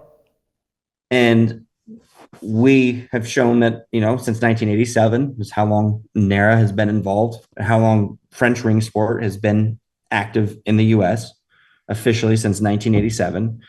And the sport has evolved and grown. And we've had, you've seen it. Michel Valadon was out here so many times in the early years, and so many other reputable people and helping the sport grow. But at the same time, we can come here and we can help you and we can judge and decoy your trials, but sorry, you can't come and do that there. And again, I do agree with what you said earlier about, getting other people and too many people involved and watering down the sport and changing some of the rules and regulations, because guess what? Our judges, the reason why they won't allow us to judge there is because our judges program is different than their judges program. It's very similar in a lot of ways, but their judges program also means you are confirmed with, as they say, beauty competitions, to where it's not just ring. Mm-hmm. There's also other disciplines that makes you a judge, if that makes sense. It's a little bit more of a tedious type of a program. But we don't have that here. So because we don't do it, so in other words, then what do we need to do to conform so we can do that? So that's something that I've been trying to work on, throughout the last few years, and talking with, some of the, board members and people over there. Hey, what do I need to do? If you want me to come and you want me to sit in on a few trials and take my, written exam with you, what do you need? Right. Like I'm all for growing and be able to come here and help you as much as I want you to come help me. What can we do? But again, it goes back to, we're just going to leave it the way it is right now, because, we don't have any problems right now. And that's the mentality. And I as much as it kills me to say, I do see why. Yeah. But it's not ultimately what any of us want on this side of the pond, at least, So what's the situation in Mexico with French ring now? They have a good system down there. Yeah. They run it a little bit more similarly to the way France does it. They have like, they call them selectivos. They have like selectifs down there. We just have a regional championship here and a championship. We have two trials in order, just qualifying scores that you need in order to qualify for the regionals, and then your regional score, your championship score. That's how you are claimed the NARA champion. In Mexico, they actually do have selective. They call them selectivos. I think they have three of them. They have like a central, a south, and a north region. They have those. But again, there's, as much as they do those, there's only, I think I've only seen like 2 or 3 dogs, if that, playing in ring 3 at some of those competitions. So it's still active and moving, and there's a big group of people down there, and I know a lot of them. But again, just they're limited on resources. And same thing, Right. Mexican judges can't go there, and I think same. this is one big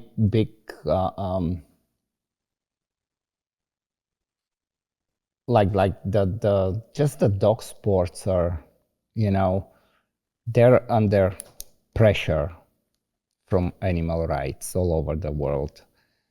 Then also the young people have so many other things to do.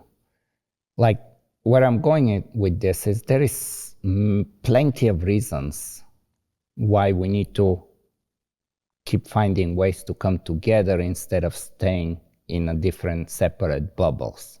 Yep. Like there's just so many reasons for that to be happening right now. Yeah, like you said, the generation that should be now helping the sport evolve and the people involved, they're not involved with it. Right. You don't see these 18, 19-year-old people out there. And I mean, you see, I mean, I will say for decoys, but obviously for decoys, young, athletic men that want to get in a suit and test a dog and whatever, that, you know, I will say that it's a little bit easier to evolve for decoys as young, you know, young people. But you're right, there's like it's like a whole generation of people missing that we should have involved, that are going to be the backbone for everything, for all the dog sports, in my opinion. Right. It's like there has to be some unification, but it has to be, man, it's so complicated. This whole thing is so complicated.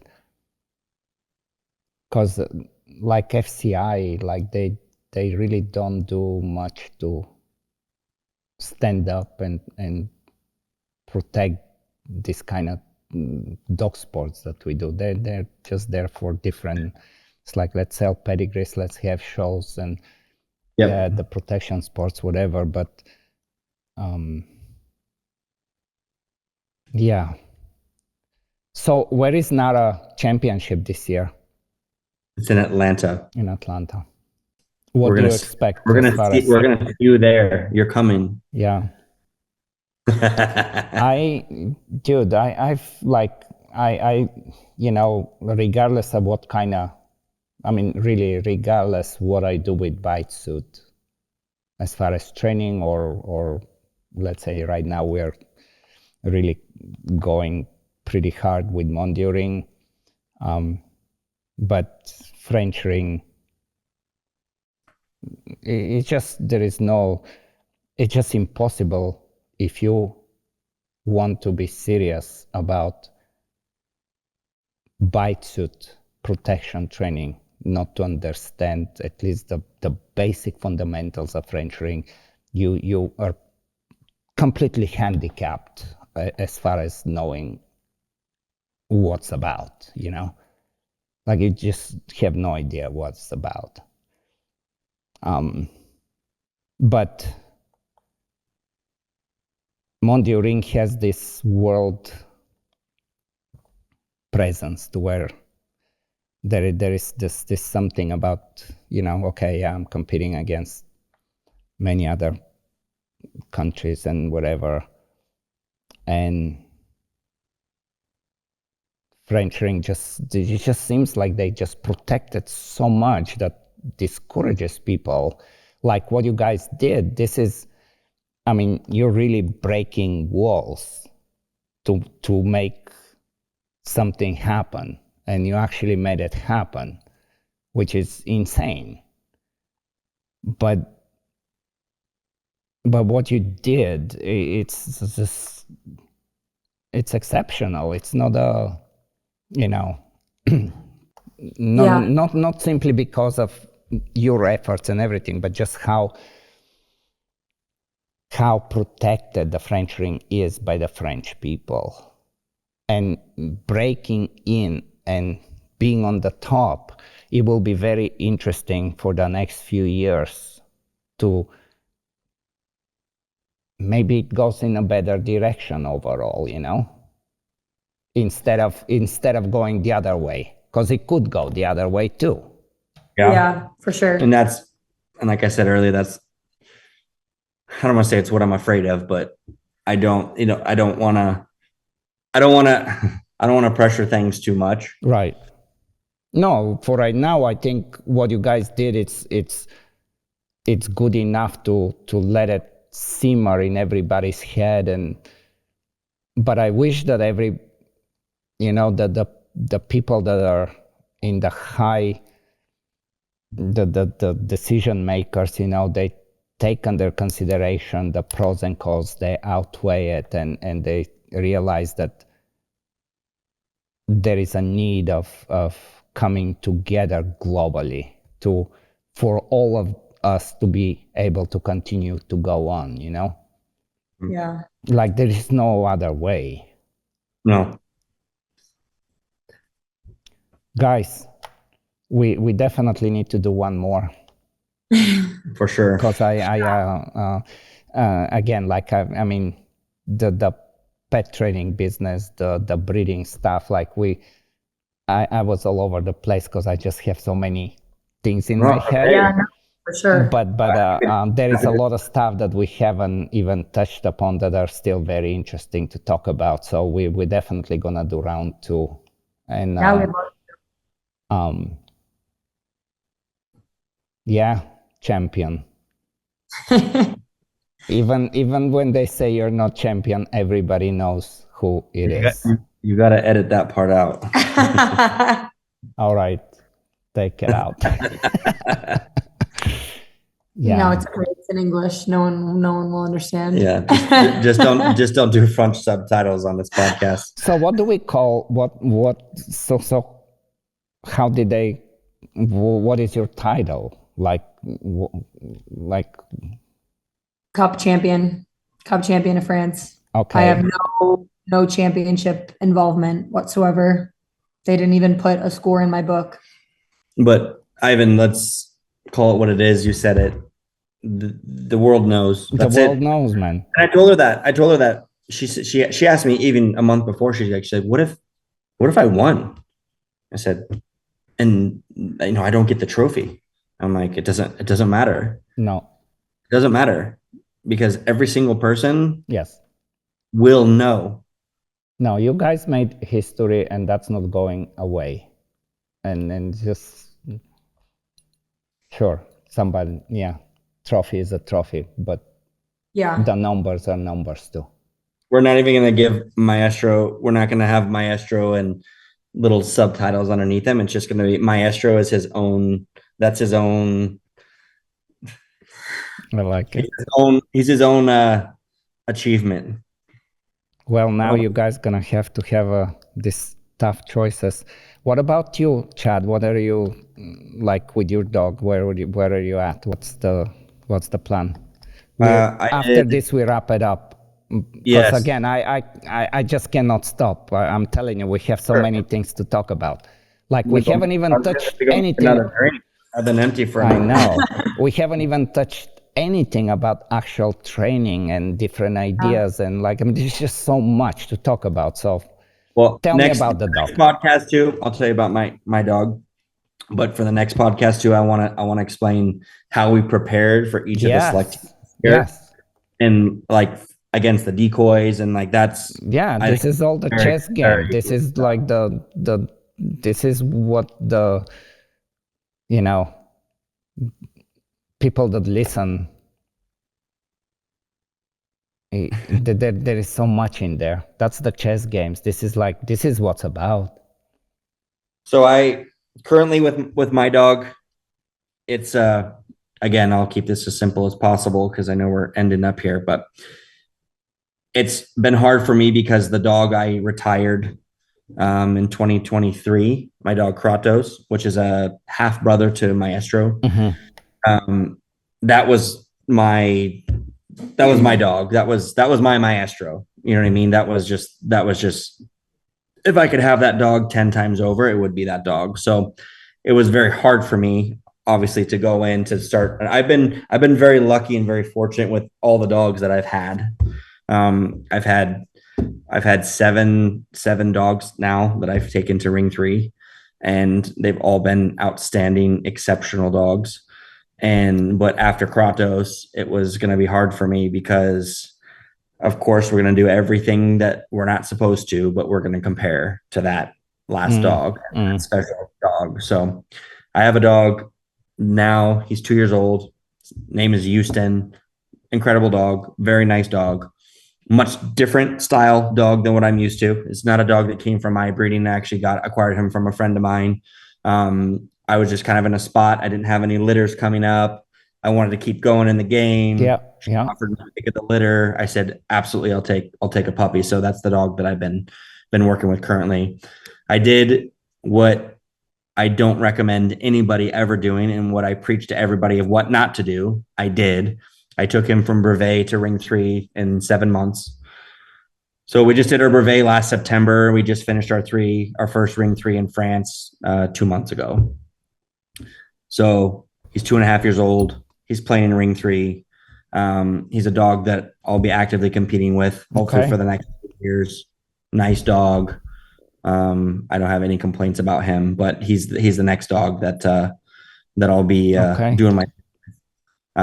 We have a handful of breedings planned, and again, we'll talk about this next time, but got a handful of breedings planned coming up, and I'm going to be keeping a puppy from one of those litters too, and kind of continuing. I found once this dog gets to this age, I need to start getting a puppy in the pipeline, and it kind of keeps me, you know the program. I know the program.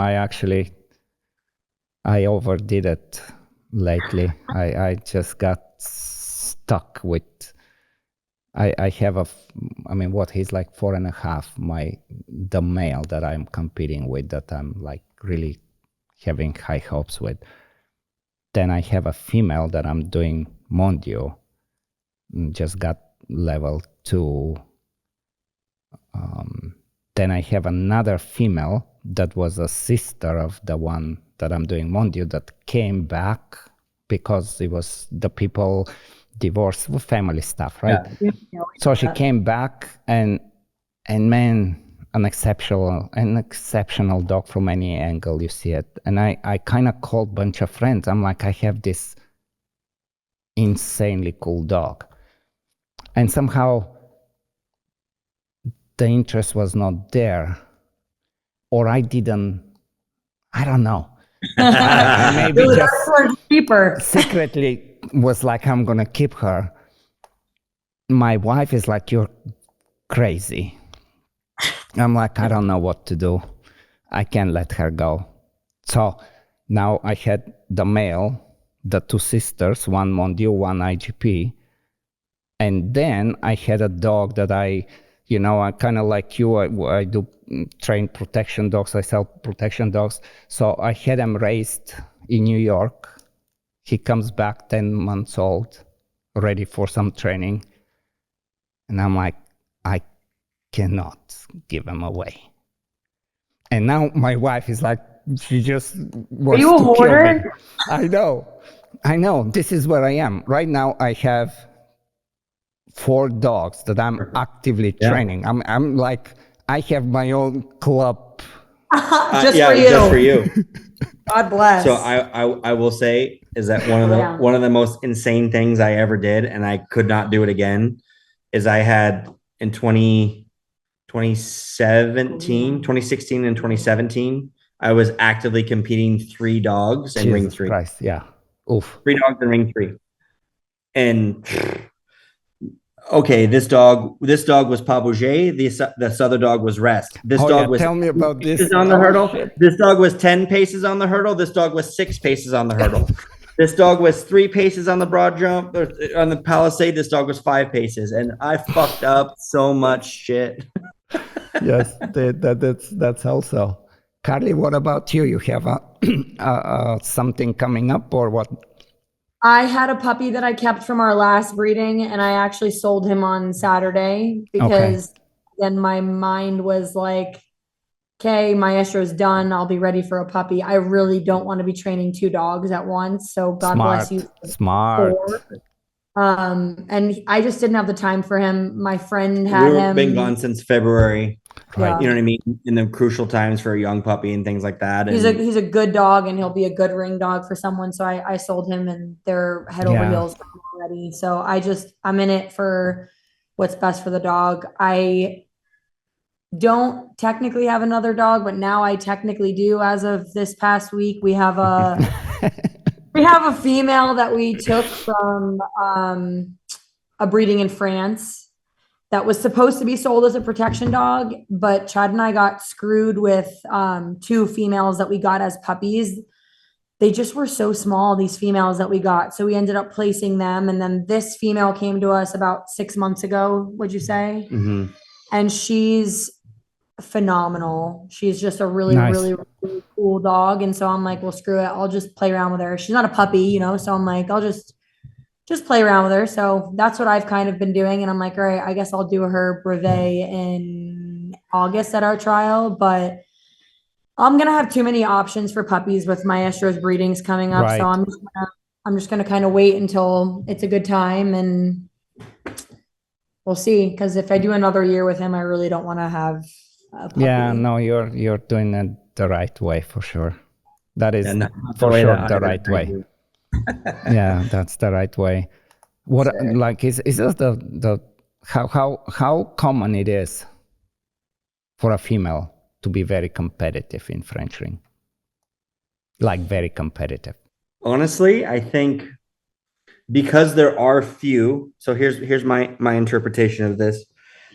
Because there are very few female handlers, I think that the women that have made it to the highest level and have gotten there have the grit and the determination to be serious and to be competitive. Does that make sense? Yeah. No, I was talking more about female dogs. Oh, I'm sorry. But that's interesting as well. That's also a whole different conversation. That's very interesting. Regarding female dogs, there was only 1 female in the final championship this year.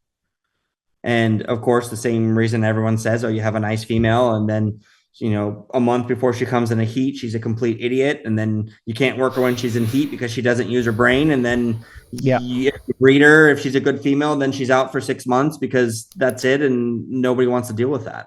How often do you see females, even if it's not on the high level, but females just in clubs or even just training that can stand their ground? Yep. Not as much as I'd like to see.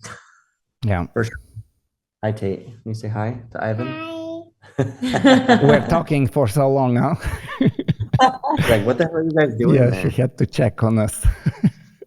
But the female, I got spoiled because Maestro's grandmother, the female that I had, she's the only female to ever win a NARA championship. Okay. Incredible dog. I could work that dog. It did not matter what was going on. I could work. That dog was the most consistent dog I've ever owned. She was outstanding in heat, out of heat, after puppies, everything. That dog was 110% all the time. She was great. But meanwhile, I've had a handful of other, you know, females I've kind of played with or club members have had since then. And I'm like, man, this is such a nice dog. And then I feel like I've had so many amazing dogs, but I feel like the relationship I had with my female dog though was, I don't want to say better, but just it's a different much thing. More different. It's different. So much different than with my male dogs for sure. Yeah. And I think female dogs pay attention. They're a little more in tune in the interaction, right? Yep. Yeah, no, my next female that or my next dog that I take, I'm pretty sure is going to be a female. Wow. So Wow. that'll be the next up and coming that I think I'm going to give a go again is another female. But I personally, nothing for me beats a solid female all day long. But finding them is hard. Right.